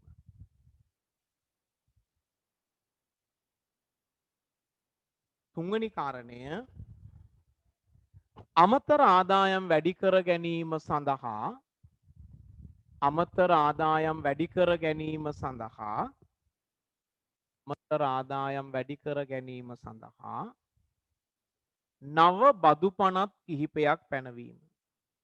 නව බදු පනත් කිහිපයක් පැනවීම. එතකොට ජෝන් ග්‍රැන්විල් අගමැතිවරයා ඇමරිකානු ජනපදවලින් තම වියදම් වලින් කොටසක් අය කර ගැනීමට ගත්තු ක්‍රියාමාර්ග තුනයි. තීරු බදු ක්‍රමානුකූලව අය කරන්න තීරණය කළා. අමතර ආදායම් ලබා ගැනීම සඳහා නව බදු පනවන්න තීරණය කළා. ඒ වගේම ජනපදවල සිදුවන හොර වෙළඳාම නතර කිරීම සඳහා නාවුක මුර සේවා තර කරන්න තීරණය කළා. ඇතිලි අපි ඊට පස්සේ යනවා 29 වෙනි ප්‍රශ්නෙට. දරුවන් ලියලා ඇති කියලා මම විශ්වාස කරනවා. 1764 1765 කාලයේ බ්‍රිතාන්‍ය විසින් ජනපදවාසීන්ට පැන වූ නව බදු පනත් සඳහා උදාහරණ. අපි ඊට කලින් ප්‍රශ්නේ දැන් 28 වෙනි ප්‍රශ්නේ අපි අන්තිමට ලිව්වනේ අමතර ආදායම් වැඩි කර ගැනීම සඳහා නව බදු පනත් පැනවීම කියලා. දැන් අපෙන් අහන්නේ 29 වෙනි ප්‍රශ්නේදී 764 765 කාලෙදී එසේ පනවන ලද නව බදු පනත් මොනවද කියලා ලියා ගන්න කලින් පෙළ පොතේ බලමු 113 වෙනි පිටුවේ සීනි පනත කියලා එකයි මුදල් නෝට්ටු පනත කියලා එකයි ලියන්නේ නෑ දරුවන් ලියලා තියෙනවා නම් එහෙම තියෙන්න අරින්න මුද්දර පනත කියලා එකයි. දැන් බලන්න මෙතන මොකද්ද මේ සීනි පනත කියලා කියන්නේ. සීනි පනත කියලා ගෙනාවේ පනතෙන් සිද්ධ වුණේ ජනපද වාසීන්ගේ හොර වෙළඳාම් නතර කිරීම සඳහා වෙරළ තීරයට පෙරට වඩා නාවුක මුර සේවා යෙදවීම. මේ වෙරළාසන්න ප්‍රදේශවලට ජනපදවාසීන්ගේ හොර වෙළඳාම නතර කරන්න නාවුක මුර සේවා තර කිරීම තමයි සීනි පනතෙන් සිද්ධ වෙන්නේ. ඒතරම් පැහැදිලිව මේගොල්ලෝ වැඩිපුරම හොරකම් කරලා තියෙන්නේ මොනවද? සීනි කියන කාරණේ. හොර වෙළඳාමේදී. ඊළඟ කාරණේ තමයි මුදල් නෝට්ටු පනත. ජනපදවාසීන්ට කියනවා ණය ගෙවීම සඳහා දැන් මම ඉන්නේ 114 වෙනි පිටුවේ ණය ගෙවීම සඳහා ජනපද වලට මුදල් නෝට්ටු නිකුත් කිරීම තහනම් කරා.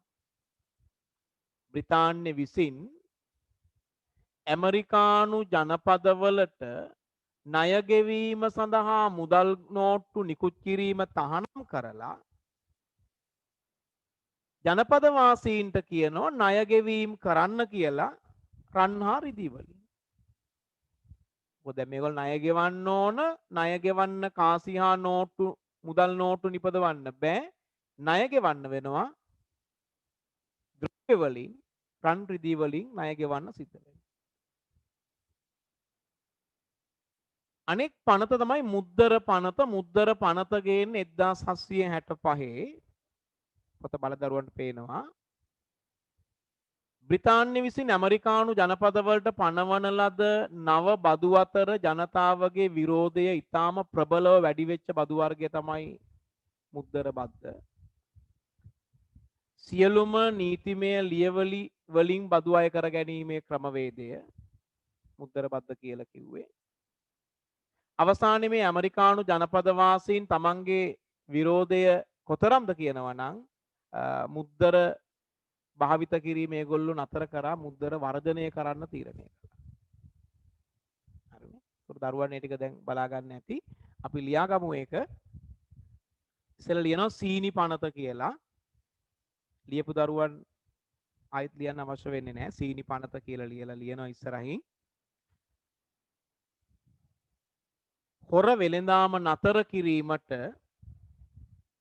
හොර වෙළඳාම නතර කිරීමට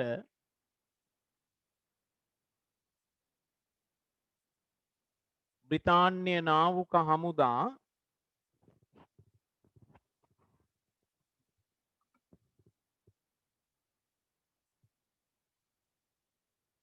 පෙරට වඩා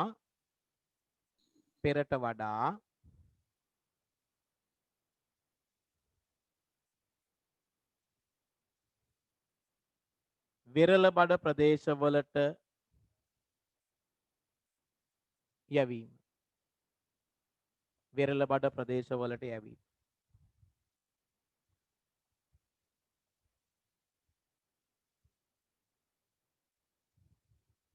මුදල් නෝට්ටු පනත කියලා ලියලා එතනින් ලියාගන්නේ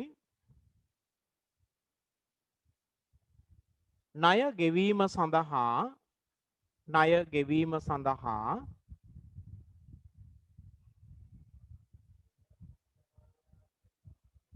ජනපදවලට ණය ගෙවීම සඳහා ජනපදවලට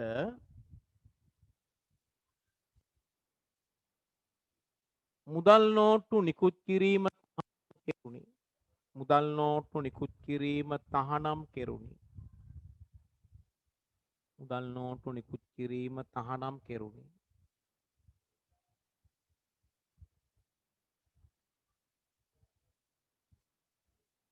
මේ නිසා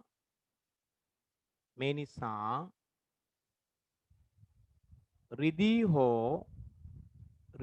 හෝ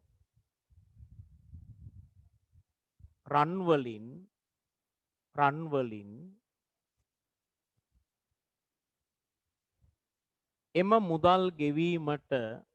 එම මුදල් ගෙවීමට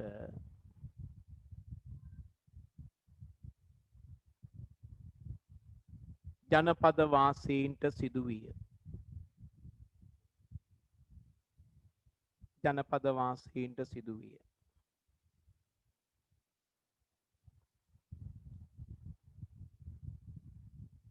තුන්වෙනි කාරණය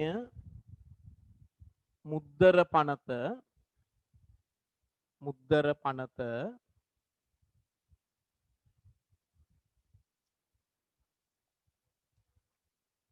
ඉස්සරහින් ලියනවා 1765 දී පනවන ලදී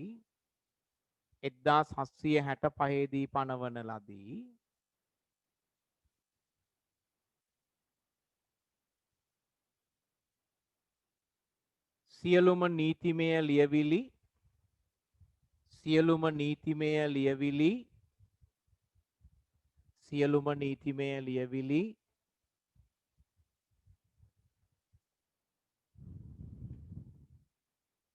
බලපත්‍ර ඔප්පු හා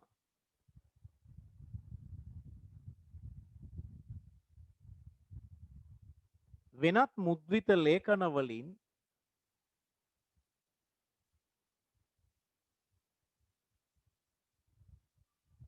මෙම බද්ද අය කෙරිණි.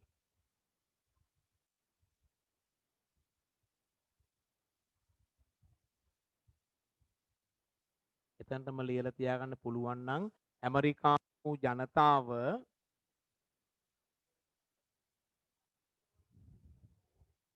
මුද්දර වර්ජනය කිරීමටද පෙළඹුණි කියලා. ඇමරිකානු ජනතාව මුද්දර වර්ජනය කිරීමටද පෙළඹුණි කියන කාරණය.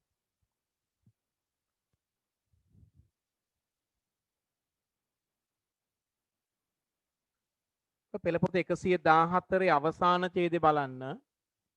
පෙළපොතේ 114 වෙනි පිටුවේ අන්තිම ඡේදයේ 20 වෙනි ප්‍රශ්නේ බ්‍රිතාන්‍යයේ පැවති සම්ප්‍රදායට අනුව බදු පැනවීමේ බලය හිමි වූයේ කාටද? මම අද පටන් ගත්ත තැනම සාකච්ඡා කළා ඒක. බ්‍රිතාන්‍ය සම්ප්‍රදායට අනුව බදු පැනවීමේ බලය හිමි වුණේ කාටද? අන්තිම රූලේ තියෙන බලන්න ලියන්න එපා. මහජන නියෝජිතයන්ගෙන් සැදුම්ලත් පාර්ලිමේන්තුව වෙත. එහෙනම් අපි ගන්නවා උත්තරේ මොකද්ද? මහජන නියෝජිතයන් සැදුම්ලත් පාර්ලිමේන්තු. මහජන නියෝජිතයන් සැදුම්ලත් පාර්ලිමේන්තුව වෙත. මහජන නියෝජිතයන්ගෙන් සමන්විත පාර්ලිමේන්තුව වෙත. ඕනයි යටි රූලේ ඕගොල්ලන් ලියලා තියාගන්න පුළුවන්.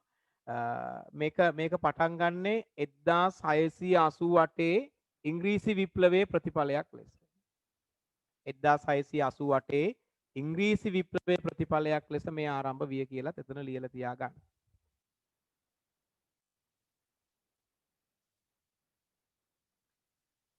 වෙනි ප්‍රශ්නේ දැන් ළමයි අපි මෙච්චර වෙල සාකච්ඡා කරන් ආපු තැන වැදගත් තැනක් තියෙනවා. දැන් අපි කතා කර ආවේ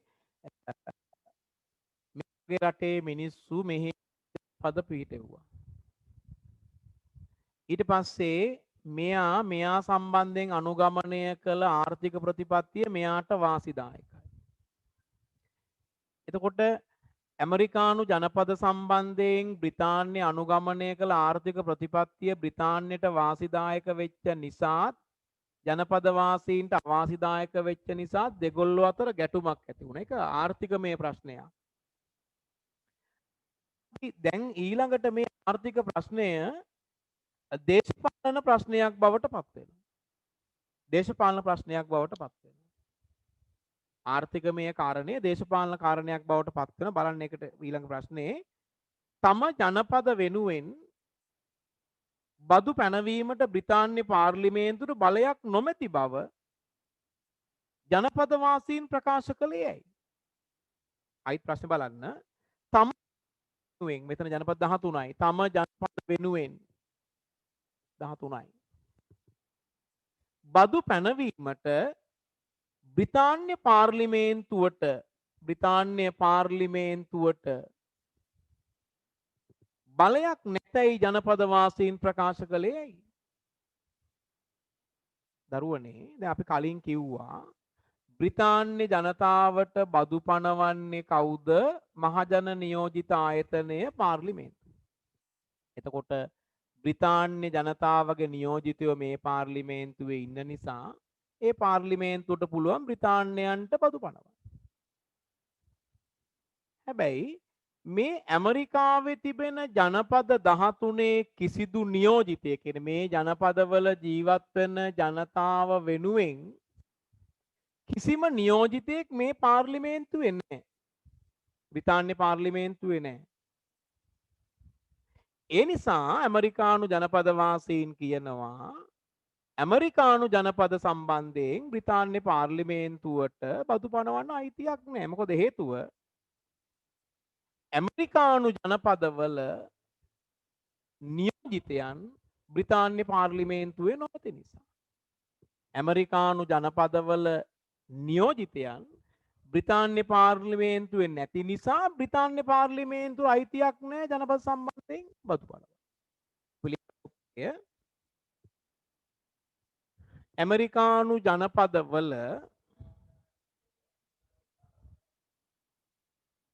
ඇමරිකානු ජනපදවල කිසිදු නියෝජිතයෙකු තන් ඇමරිකානු ජනපදවල නියෝජිතයන් බ්‍රිතාන්‍ය පාර්ලිමේන්තුව තුල නොමැති නිසා. බ්‍රිතාන්‍ය පාර්ලිමේන්තුව තුල නොමැති නිසා. බ්‍රිතාන්‍ය පාර්ලිමේන්තුව තුල නොමැති නිසා. දැන් දේශපාලනයක් බවට පත් වුණා ජනපද කියනවා බ්‍රිතාන්‍ය ජනපද සම්බන්ධයෙන් බදු පනවන්න. මොකද හේතුව ජනපදවල නියෝජිතයෝ බ්‍රිතාන්‍ය පාර්ලිමේන්තුවේ නැති නිසා. ඊළඟ ප්‍රශ්නේ බලන්න. ඇමරිකන් නිදහස් සටනේ සටන් පාඨය කුමක්ද? දැන් මේගොල්ලෝ ඔන්න තේමා පාඨයක් හදා ගන්නවා. අපි යනවා 115 වෙනි පිටුවේට. එතන තියෙන මොකක්ද ඒගොල්ලන්ගේ තේමා පාඨය? නියෝජනයක් නැත්නම් බදුත් නැත. නියෝජනයක් නැත්නම් බදුත් නැත. අන්න බලන්න ආර්ථිකමය කාරණේ දේශපාලන කාරණේ බවට පත් වුණා. නියෝජිතයන් නැත්නම් බදුත් නැත.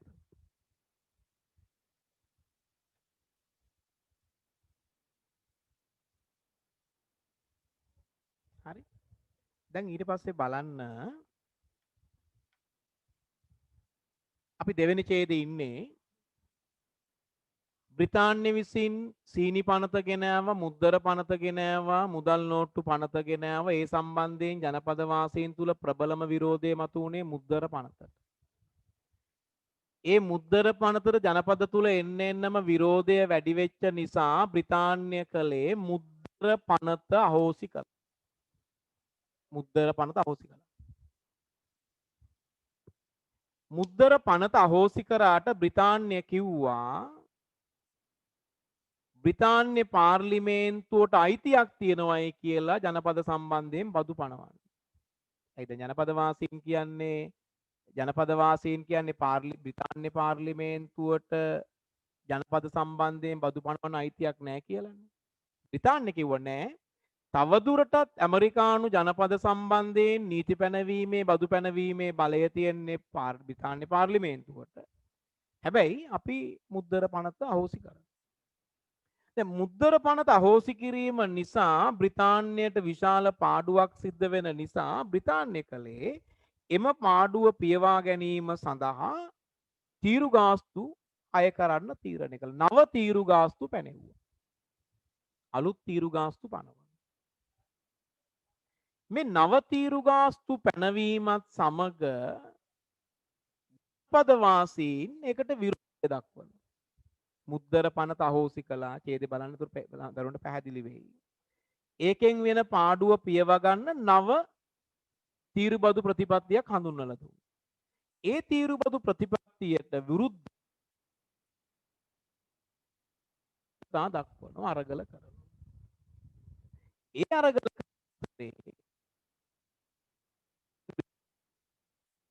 අවස්ථා අරගල කරද්දී බොස්ටන් වල ඉඳපු ජනතාව බ්‍රිතාන්‍යයන්ට එරෙහිව සිදු කළ අරගලයකදී බ්‍රිතාන්‍ය හමුදාව වෙඩි තිබීමකින් පුජ්‍යලයන් 5 දෙනෙකු මිය යනවා. ඒතර බ්‍රිතාන්‍ය හමුදාව බොස්ටන් වල විරෝධතා දැක් වූ ජනතාවට වෙඩි තියලා 5 දෙනෙක් ඝාතනය කිරීමත් සමග ඇමරිකානු ජනපද සහ බ්‍රිතාන්‍ය අතර ගැටුමක් ආරම්භ වෙනවා, ගැටුමක් ඇති වෙනවා. පැහැදිලිනේ? අපි බලමු ඊළඟ ප්‍රශ්නේ. බ්‍රිතාන්‍ය විසින් ඇමරිකානු ජනපද වාසීන් සම්බන්ධයෙන් තේබද්ද පමණක් ක්‍රියාත්මක කළේ ඇයි කියන කාරණය. එළපොතේ අවසාන කොටසට ඔයගොල්ලෝ එන්නේ ඡේදයේ අන්තිම හරියට තේබද්ද පමණක් අය කළේ ඇයි කියන කාරණය අපි ලියා උත්තරේ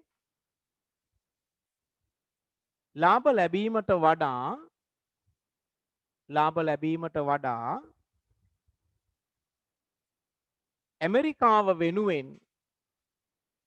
ලැබීමට වඩා ඇමරිකාව වෙනුවෙන්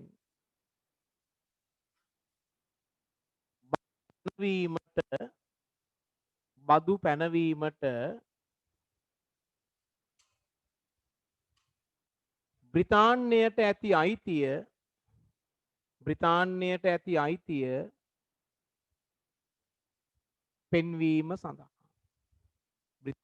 ඇති අයිතිය පෙන්වීම සඳහා අයිත් මම මතක් කළොත් මුද්දර පනත අහෝසි කළා. ඒකෙන් සිදුවන පාඩුව පියව ගන්න නව තීරුබදු ප්‍රතිපත්තියක් අනුගමනය කළා. ඒකට ජනතාව විරෝධය දැක්වුවා. එතෙන්දි විරෝධතාකරුවන් සහ බ්‍රිතාන්‍ය හමුදාව අතර ගැටුමක් ඇති වෙලා පුජ්‍යලයෝ කීප දෙනෙක් මිය යනවා. එතනින් පස්සේ ජනපද සහ බ්‍රිතාන්‍ය අතර තිබෙන ගැටුම වර්ධනය වෙනවා. එතෙන්දී ජනපද වාසීන් තීරණය කරනවා බ්‍රිතාන්‍ය භාණ්ඩ වර්ධනය කරන්න. දැන් මුද්දර පනත අහෝසි කරාම සිදුවන පාඩුව පියව ගන්නනේ නව තීරුබදු ක්‍රමය කියන්නේ. නව තීරුබදු ක්‍රමය ගෙනාවට පස්සේ ජනපද වාසීන් ගත්තු තීරණය තමයි බ්‍රිතාන්‍ය භාණ්ඩ වර්ධනය කරන්න.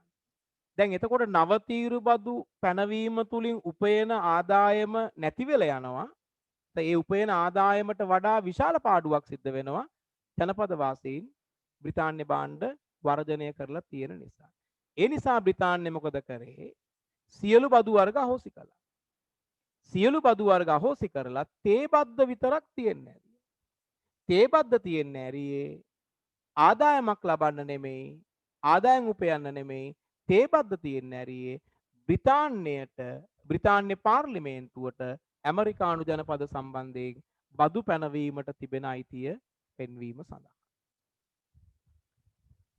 යන 35 වෙනි ප්‍රශ්නෙට ඇමරිකානු විප්ලවයේ ආරම්භය ලෙස සැලකෙන සිද්ධිය කුමක්ද?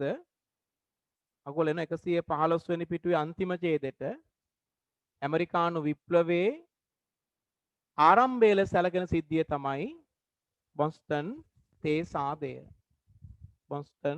සාදය. මේක වැදගත් කාරණා දෙකක් අපි දැන් කියලා තියෙනවා. ඇමරිකානු නිදහස් සටනේ තේමා පාඨය. නියෝජනයක් නැත්නම් බදුත් නැත. ඒ වගේම වැදගත් වෙන කාරණයක් තමයි ඇමරිකානු විප්ලවයේ ආරම්භය ලෙස සැලකෙන සිද්ධිය. ඒ තමයි බොස්ටන් තේ සාදය. ඒ කාරණේ මතක තියාගන්න ඕනේ. ඊළඟ ප්‍රශ්නෙන් අපෙන් අහන්නේ බොස්ටන් තේ සාදය anu කුමක්ද කියලා. බොස්ටන් තේ සාදය කුමක්ද කියන කාරණේ ඊළඟ ඡේදේ පැහැදිලි කරනවා එතන. ඒතර බොස්ටන් වල වැසියන්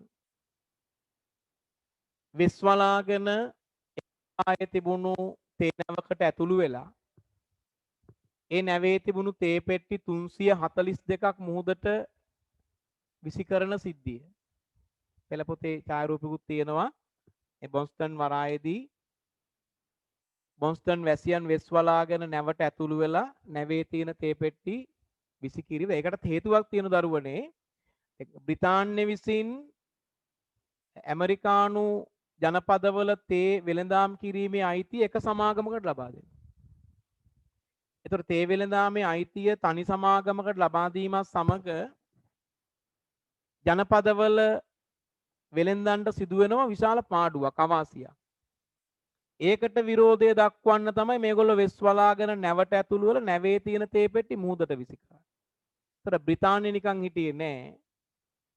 බොන්ස්ටන් තේසාදය ලෙස හැඳින්වෙන මේ සිද්ධියේදී බ්‍රිතාන්‍යයට විශාල පාඩුවක් වෙච්ච නිසා එම පාඩුව ගෙවන තුරු මේ වෙච්ච අලාභය ජනපද වලින් ගෙවන තුරු බ්‍රිතාන්‍ය කලේ බොන්ස්ටන් වරාය වහලා දැම්මා.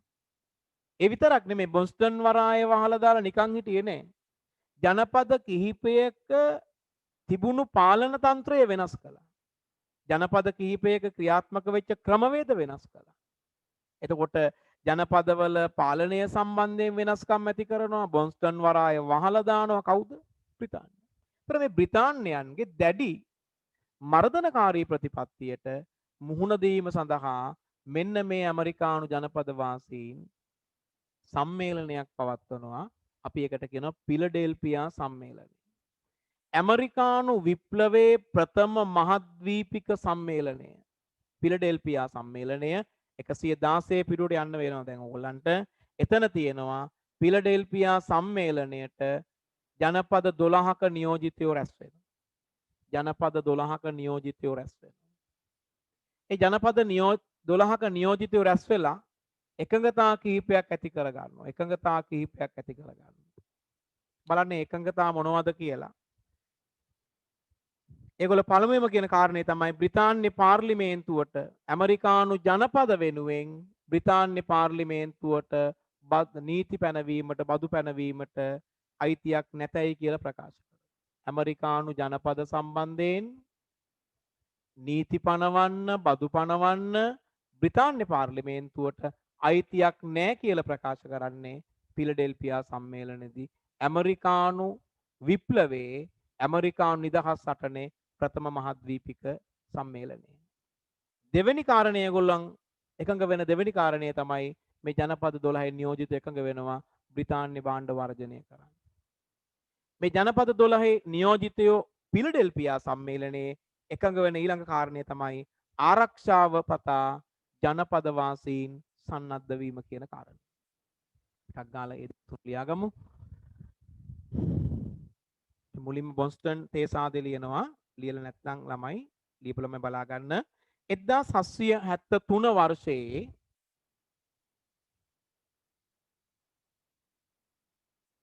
දෙසැම්බර් මාසයේ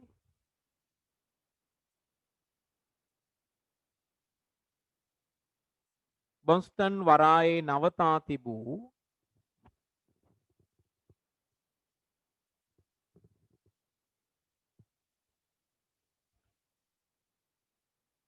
තේ නැවකට වෙස්වලාගෙන ඇතුළු වූ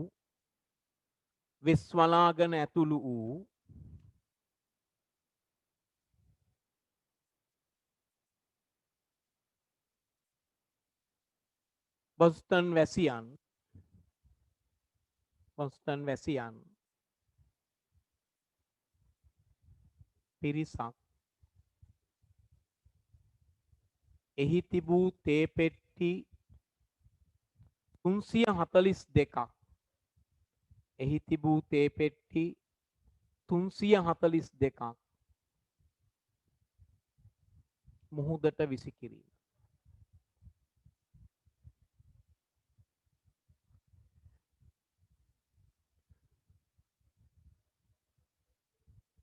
එතනටම ලියන්න. මෙයට ප්‍රතිචාර වශයෙන්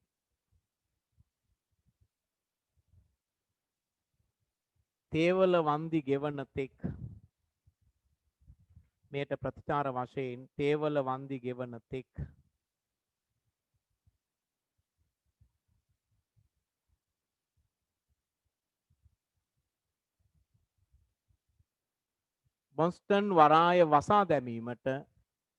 බොස්ටන් වරාය වසා දැමීමට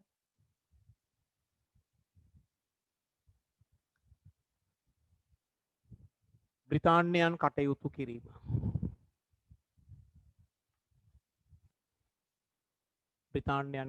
කිරීම.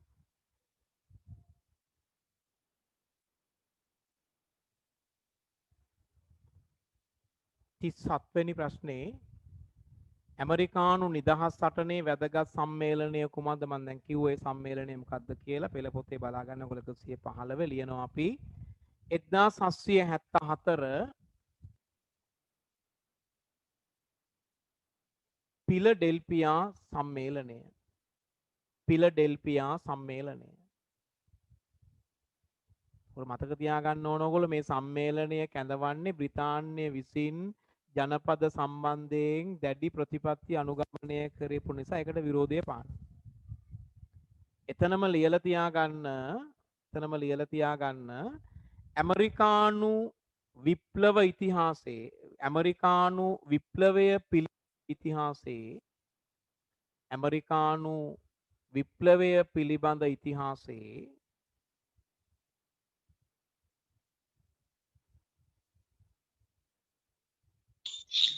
ප්‍රථම මහද්වීපික සම්මේලනය වේ. ප්‍රථම මහද්වීපික සම්මේලනය වේ.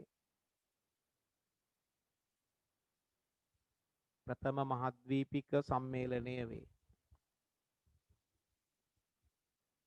මේ සඳහා ජනපද 12ක නියෝජිතයන් සහභාගී විය. මේ සඳහා ජනපද 12ක නියෝජිතයන් සහභාගී විය. මේ සඳහා ජනපද 12ක නියෝජිතයන් සහභාගී විය.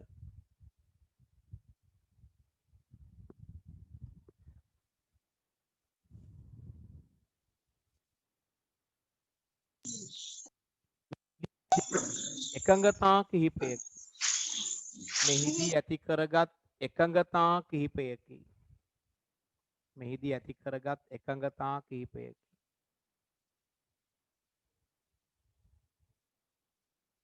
අපි 116 වෙනි පිටුවේ අර බොන්ස්ටන් තේසාදය කියන චිත්‍රෙට පහළ එක බලා ගන්න හොඳට. එතකොට මතක තියෙයි බොන්ස්ටන් තේසාදය කියන්නේ මොකක්ද කියන කාරණය. ලියා ගන්න එකඟතා කිහිපය.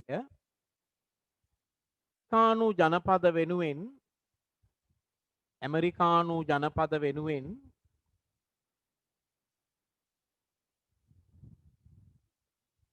නීති පැනවීමට හෝ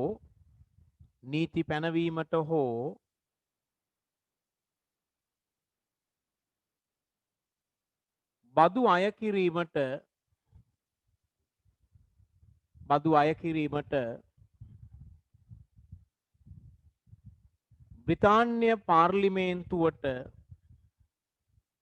බ්‍රිතාන්‍ය පාර්ලිමේන්තුවට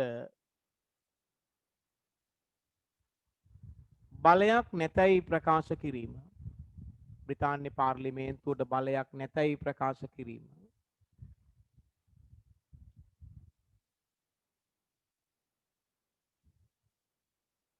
දෙක. බ්‍රිතාන්‍ය භාණ්ඩ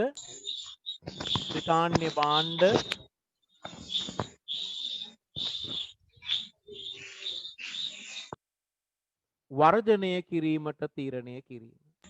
බ්‍රිතාන්‍ය භාණ්ඩ වර්ජනය කිරීමට තීරණය කිරීම.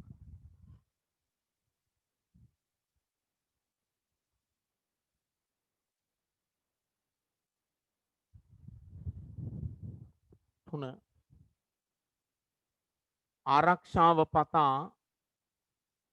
ආරක්ෂාව පතා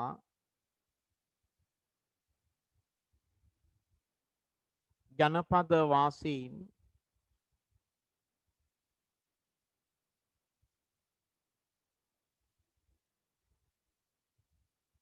සන්නද්ධ විය යුතු බව තීරණය කිරීම. ජනපද වාසීන් සන්නද්ධ විය යුතු බව තීරණය කිරීම.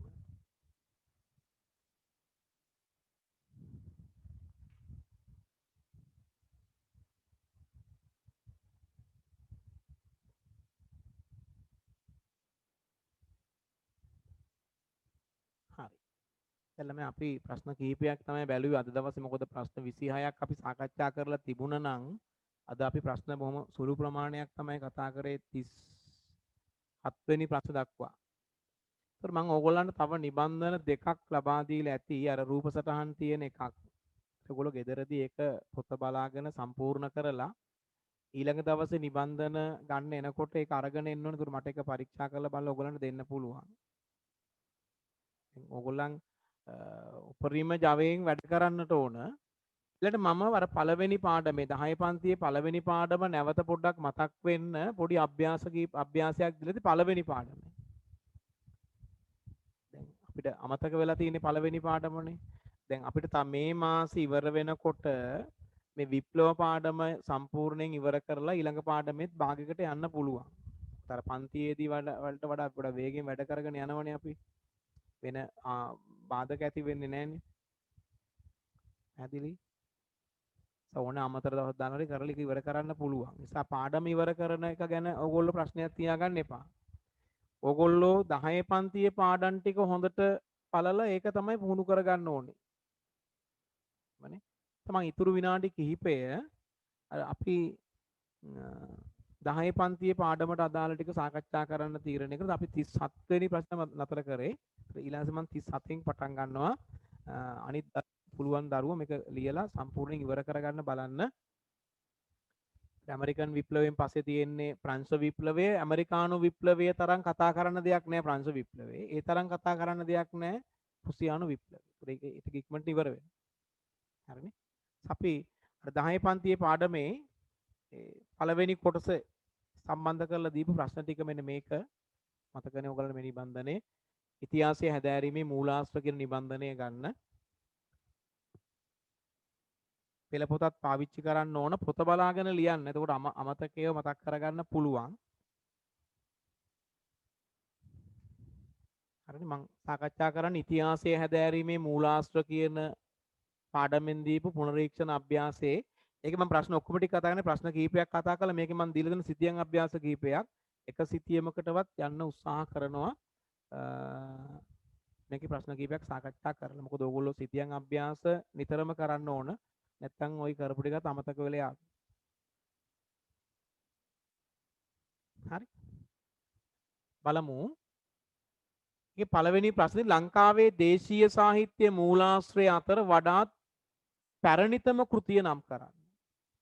දැන් අපේ දරුවන්ට මතකයි ලංකාවේ දේශීය සාහිත්‍ය මූලාශ්‍රය අතර වඩාත්ම පැරණිතම කෘතිය. අපි පළවෙනි රූලේ ලියනවා පැරණිතම කෘතිය මොකක්ද? දීප වංශය. දීප වංශය.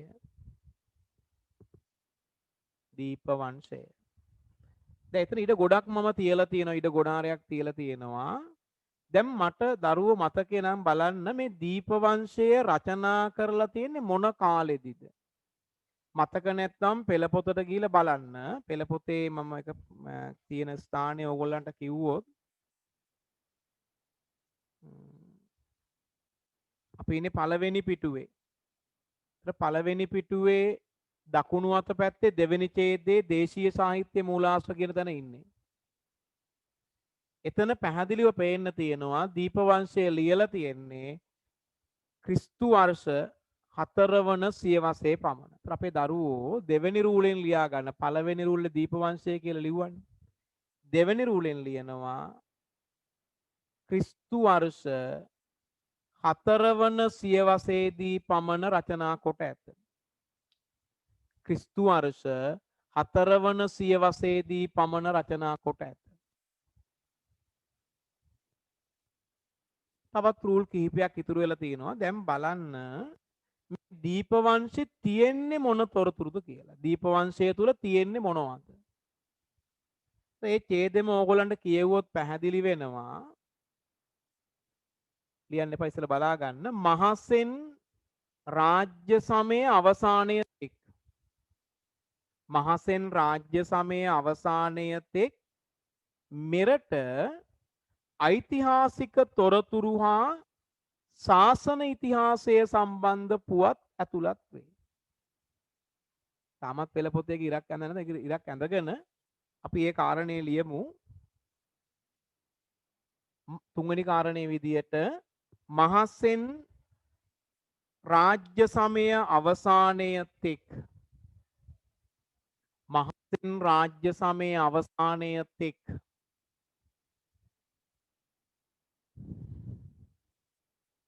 මෙරට ඓතිහාසික තොරතුරු හා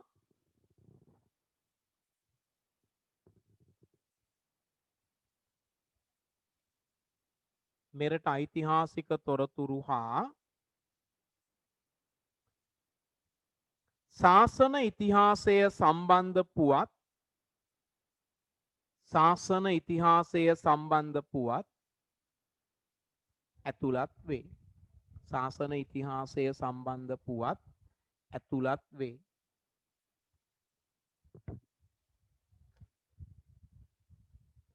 ඒකේ දෙවෙනි ප්‍රශ්නෙට එනවා පුතේ. දෙවෙනි ප්‍රශ්නේ තියෙන්නේ මහා වංශයේ මුල් කොටස රචනා කළේ කවුරුන්ද? අපි දෙවෙනි පිටුවට ගියන් 10 පන්තියේ පෙළ පොතේ දෙවෙනි පිටුවට ගියහම මහා වංශයේ මුල් කොටස රචනා කළේ කවුද කියලා පැහැදිලිව තියෙන පළවෙනි ඡේදෙම.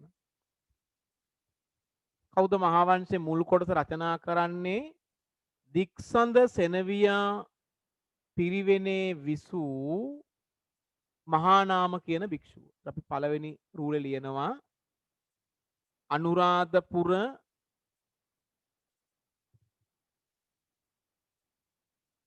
දික්සඳ සෙනවියා පිරිවෙනේ විසූ දික්සඳ සෙනවියා පිරිවෙනේ විසූ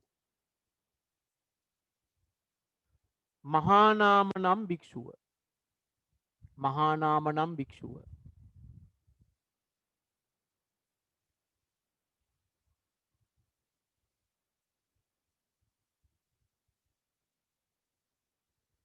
ඒකේ දෙවෙනි තැනට දෙවෙනි තරුව දාලා ලියන්න බලන්න ඊට පස්සේ මේ මහා වංශය රචනා කරලා තියෙන්නේ මොන කාලෙදිද කියලා. මහා වංශය රචනා කරලා තියෙන්නේ මොන කාලෙදිද කියන කාරණය.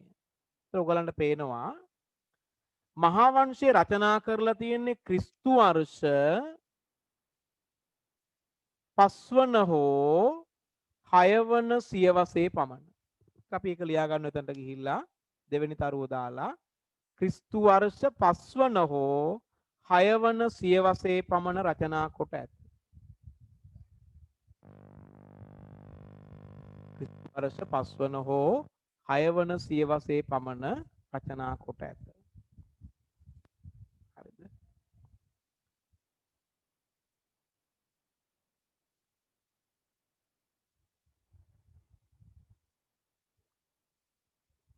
අපි යන ඊළඟ ප්‍රශ්නෙට දීපවංශය හා මහා වංශයේ මුල් කොටස රචනා කිරීමේදී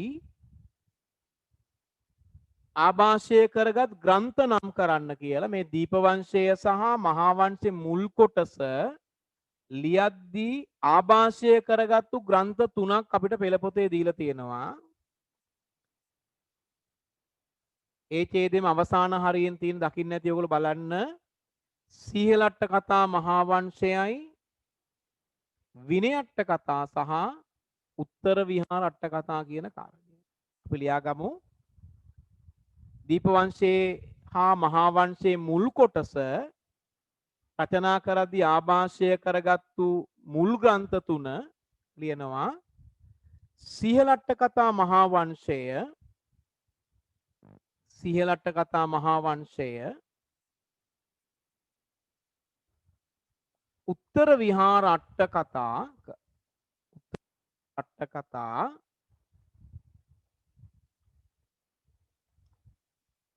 විනයට්ට කතා. උත්තර විහාර අට්ට කතා සහ විනයට්ට කතා.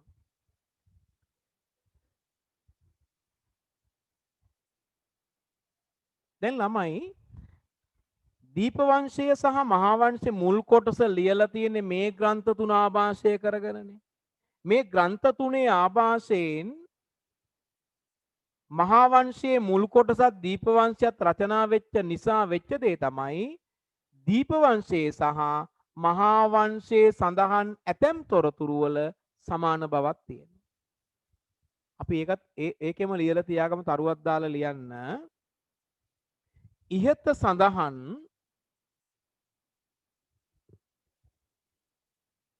මුල් ග්‍රන්ථවල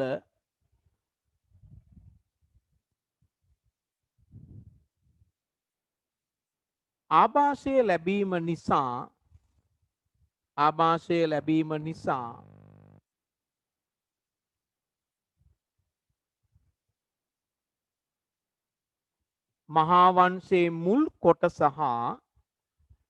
මහා වංශයේ මුල් කොටස මහා වංශයේ මුල් කොටස හා දීප වංශයේ ඇතැම් තොරතුරු අතර දීප වංශයේ ඇතැම් තොරතුරු අතර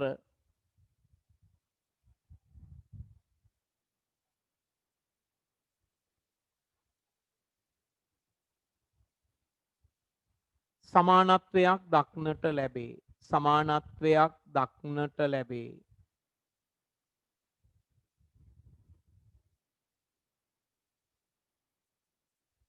හතරවෙනි ප්‍රශ්නේ ළමයි.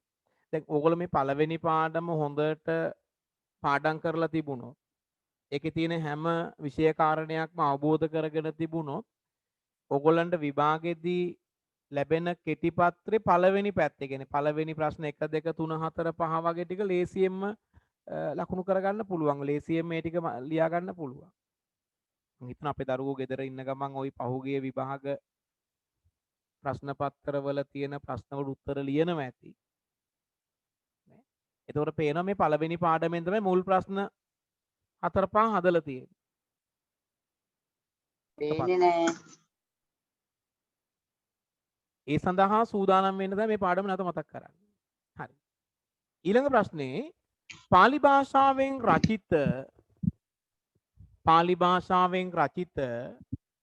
මහා වංශයේ මුල් කොටසේ ඇතැම් තැන් තවත් විස්තර කොට අර්ථ විවරණය සඳහා සම්පාදනය කළ ග්‍රන්ථය නම් කරන්න. මහා වංශයේ තිබෙන ඇතැම් තොරතුරු අර්ථ විවරණය සඳහා සම්පාදනය කළ ග්‍රන්ථය අපිට ඒක බලා ගන්න පුළුවන් ළමයි.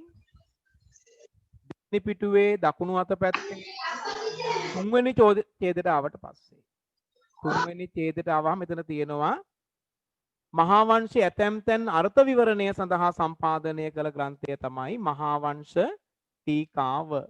පළවෙනි රූල ලියා ගන්න තරුවක් දාලා කතා කරන්නේ හතරවෙනි ප්‍රශ්නේ මහා වංශ ටීකාව. මහා වංශ ටීකාව. එතනින්ම ඇලයිරක් දාලා ලියා ගන්න මහා වංශ ටීකාවට තම නමක් කියන. මේ මහා වංශ ටීකාවට කියන නම තමයි වංශත්තප්පකාසිනිය. හරියට ලියා ගන්න මම බලලා ඉවර වෙලා වංශත්තප්ප මහා වංශ ටීකාව කියලා කියනවා වංශත්තප්පකාසිනිය කියලා කියනවා. දැන් ඒකේ තව රූලක් ඉතුරු වෙලා තියෙනවානේ පහලින්. තව රූලක් ඉතුරු වෙලා තියෙනවා පහලින්. දැන් බලන්න ඕගොල්ලෝ මේ වංශත්තප්පකාසිනිය කියන කෘතිය ලියලා තියෙන්නේ මොන කාලෙදිද කියලා. වංශත්තප්පකාසිනිය කියන කෘතිය ලියලා තියෙන්නේ මොන කාලෙදිද කියලා. එතන තියෙන බලන්න මහා වංශය රචනා කරලා සියවස් 4කට පස්සේ තමයි වංශත්තප්පකාසිනිය ලියලා තියෙන්නේ. අපි එතනින්ම තරුවක් දාලා ලියා ගන්න ඊළඟ රූලේ මහා වංශයේ මුල් කොටස රචනා වී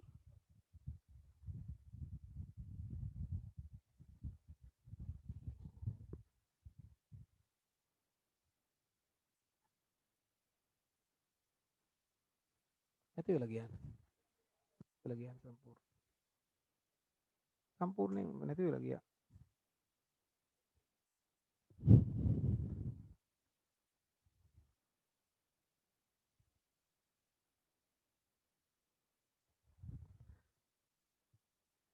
ළමයි මහා වංශයේ මුල් කොටස රචනා වී ශතවර්ෂ 4කට පසුව ලියවී ඇත.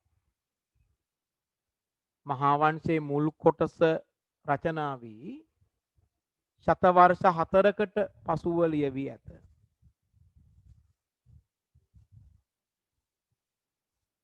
ඊළඟ රජරට ශිෂ්ටාචාර සම ඉතිහාසය හැදෑරීමට වැදගත් වන ධර්ම ග්‍රන්ථ. අපි ඉන්නේ දෙවෙනි පිටුවේ දකුණු අත පැත්තේ පළවෙනි ඡේදයට යන්න ඕනේ. රජරට කියලා කිව්වේ අනුරාධපුර සහ පොළොන්නරු රාජධානි අයිති වන ප්‍රදේශය. මම පෙන්නන්නේ රජරට. ඔයගලන්ට පෙළ 10 පන්තියේ පෙළ පොතේ 101 පිටුවට ගියාම බලා ගන්න පුළුවන් මේ ප්‍රාදේශීය බෙදීම් දක්වලා තියෙන වර්ණ කරලා රජරට, මායා රට, රුහුණු රට, මලය රට. මේ රජරට ශිෂ්ටාචාරය පිළිබඳ හැදෑරීමට තිබෙන ධර්ම ග්‍රන්ථ 5ක් එතන දීලා තියෙනවා. දෙවෙනි පිටුවේ දකුණු අත පැත්තේ පළවෙනි ඡේදේ. දැන් දකින්න ඇති අපි ලියාගමු මේ ග්‍රන්ථ ටික. බෝධිවංශය,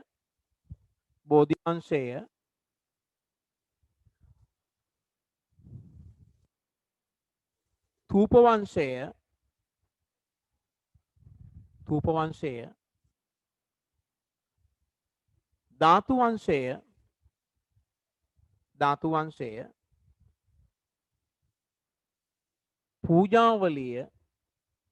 පූජාවලිය, සද්ධර්මාලංකාරය, මේ රජරට ශිෂ්ටාචාරය ගැන හදාරන්න තියෙන ධර්ම ග්‍රන්ථ. එකකින් ඔයාලා මතක තියාගන්න පූජාවලිය ලියන්නේ දඹදෙණි යුගයේ, සද්ධර්මාලංකාරය ලියවෙන්නේ ගම්පොළ යුගයේ. ඒකත් චූටි ලකුණක් දාලා තියාගන්න. ඒතර මතක් වෙයි. ඊළඟ ප්‍රශ්නේ ගම්පොළ රාජ්‍ය සමයේ සිට කෝට්ටේ රාජ්‍ය සමය දක්වා ඉතිහාසයේ හැදෑරීමට වැදගත් වන කෘති. දැන් අනුරාධපුරය, පොළොන්නරුව, දඹදෙණිය, යාපව්ව, කුරුණෑගල, ගම්පොළ රාජ්‍ය සමයේ සිට කෝට්ටේ රාජ්‍ය සමය දක්වා ඉතිහාසයේ හැදෑරීමට තිබෙන වැදගත් ග්‍රන්ථ දෙකයි. දැන් අපි ඉන්නේ දෙවෙනි ඡේදයේ ඒ පැත්තෙන් දෙවෙනි ඡේදයේ වැදගත් ග්‍රන්ථ දෙකයි. පළවෙනි තරුව දාලා ලියාගන්න නිකාය සංග්‍රහය. ගම්පොළ යුගයේ සිට කෝට්ටේ යුගයේ දක්වා ඉතිහාසයේ හදාරන්න තිබෙන ප්‍රධාන ග්‍රන්ථ දෙකයි. එකක් නිකාය සංග්‍රහය. නිකාය සංග්‍රහය කියලා ලියලා ඉස්සරහින් අපි ලියා ගන්නවා නිකාය සංග්‍රහයේ තියෙන්නේ මොනවද කියලා. දැන්ට ගොඩක් දරුවන්ට මතකයි. නිකාය සංග්‍රහයේ තියෙන්නේ ශාසන ඉතිහාසය පිළිබඳ තොරතුරු ඇතුළත්ය. නිකාය සංග්‍රහය කියලා ලියලා ඒක ඉස්සරහින් ලියනවා ශාසන ඉතිහාසය පිළිබඳ තොරතුරු ඇතුළත්ය කියලා. ශාසන ඉතිහාසය පිළිබඳ තොරතුරු ඇතුළත්ය. ඊළඟ ග්‍රන්ථය ලියන ඊළඟ රූලේ ගම්පොළ යුගයේ සිට කෝට්ටේ යුගයේ දක්වා ඉතිහාසයේ හදාරන ඊළඟ ග්‍රන්ථය තමයි රාජාවලිය.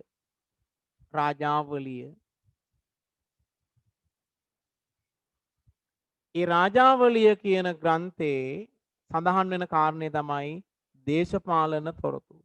රාජාවලිය ඉස්සරහින් ලියන දේශපාලන තොරතුරු ගැන සඳහන් වේ. දේශපාලන තොරතුරු ගැන සඳහන් වේ.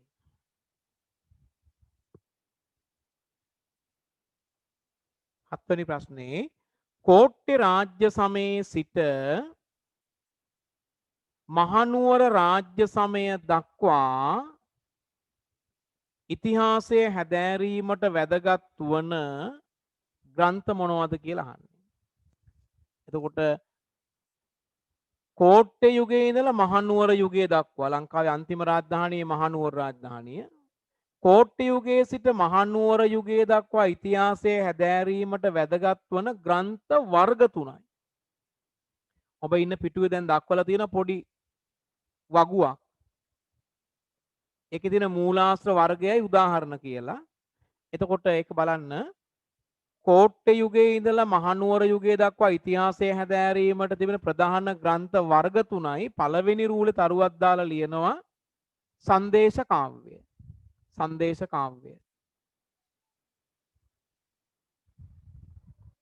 දැන් එතන ඉස්සරහින් ලියන්න කෝට්ටේ යුගයේ සිට මහනුවර යුගයේ දක්වා ඉතිහාසයේ හැදෑරීමට තිබෙන සංදේශ කාව්‍ය සඳහා උදාහරණ. එතන සංදේශ කාව්‍ය කිහිපයක් අපිට දීලා තියෙන මොනවද තියෙන්නේ? මයුර සංදේශය, තිසර සංදේශය, සැලලිහිණි සංදේශය. මයුර, තිසර, සැලලිහිණි. එකෙන් මයුර සංදේශය සහ තිසර සංදේශය මුලින් ලියවෙන්නේ ගම්පොළ යුගයේ සංදේශ කාව්‍යවල. සැලලිහිණි සංදේශය ලියන්නේ කෝට්ටේ යුගයේ.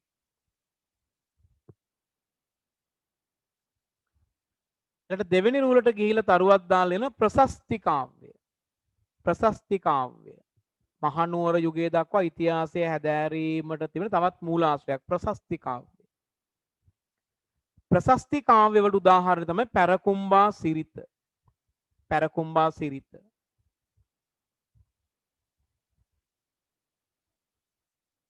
කෝට්ට යුගයේ සිට මහනුවර යුගයේ දක්වා ඉතිහාසයේ හැදෑරීමට තිබෙන ඊළඟ මූලාශ්‍ර වර්ගය තමයි හටන් කවි. හටන් කවි. එතන උදාහරණ දීලා දෙන හටන් කවි වලට සීතාවක හටන, සීතාවක හටන,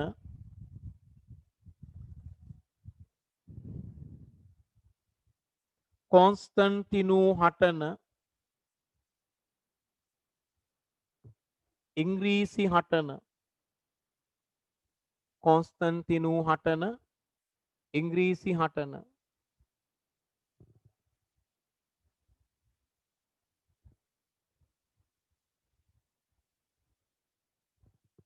ඊළඟ ළමයි 8 වෙනි ප්‍රශ්නේ අනුරාධපුර අවධියේ සිට කෝට්ටේ අවධිය ආරම්භය දක්වා ඉතිහාසයේ හැදෑරීමේදී උපකාරී වන දේශීය සාහිත්‍ය මූලාශ්‍ර බොහොමයක් රචනා වී ඇත්තේ කවර අරමුණු මුල් කරගෙනද? මේ ප්‍රශ්නේ අහනවා 2019 කෙටිපත්‍රයේ අනුරාධපුර අවධියේ සිට කෝට්ටේ අවධිය ආරම්භය දක්වා ඉතිහාසයේ හැදෑරීමේදී උපකාරී වන දේශීය සාහිත්‍ය මූලාශ්‍ර බොහොමයක් රචනා වී ඇත්තේ කවර අරමුණු මුල් කරගෙනද කියලා ওই දෙවෙනි පිටුවේ දකුණු අත පැත්තේ තුන්වෙනි ඡේදයේ තියෙනවා. බලන්න තුන්වෙනි ඡේදෙට ගිහිල්ලා එතන කියනවා ආගමික අරමුණු මුල් කරගෙන තමයි මේව ලියවිලා තියෙන්නේ. ආගමික අරමුණු මුල් කරගෙන. ආගමික අරමුණු මුල් කරගෙන.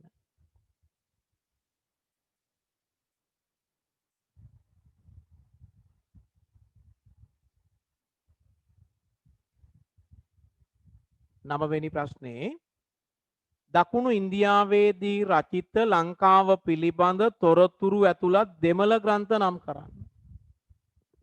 අපි තුන්වෙනි පිටුවට යනවා. ඒතර දෙමළ ග්‍රන්ථ තුනක් තියෙනවා.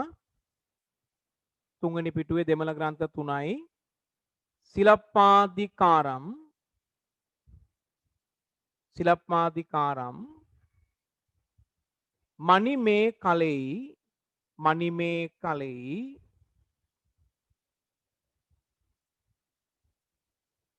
පදිරුප්පත්තු, පදිරුප්පත්තු. හොඳයි.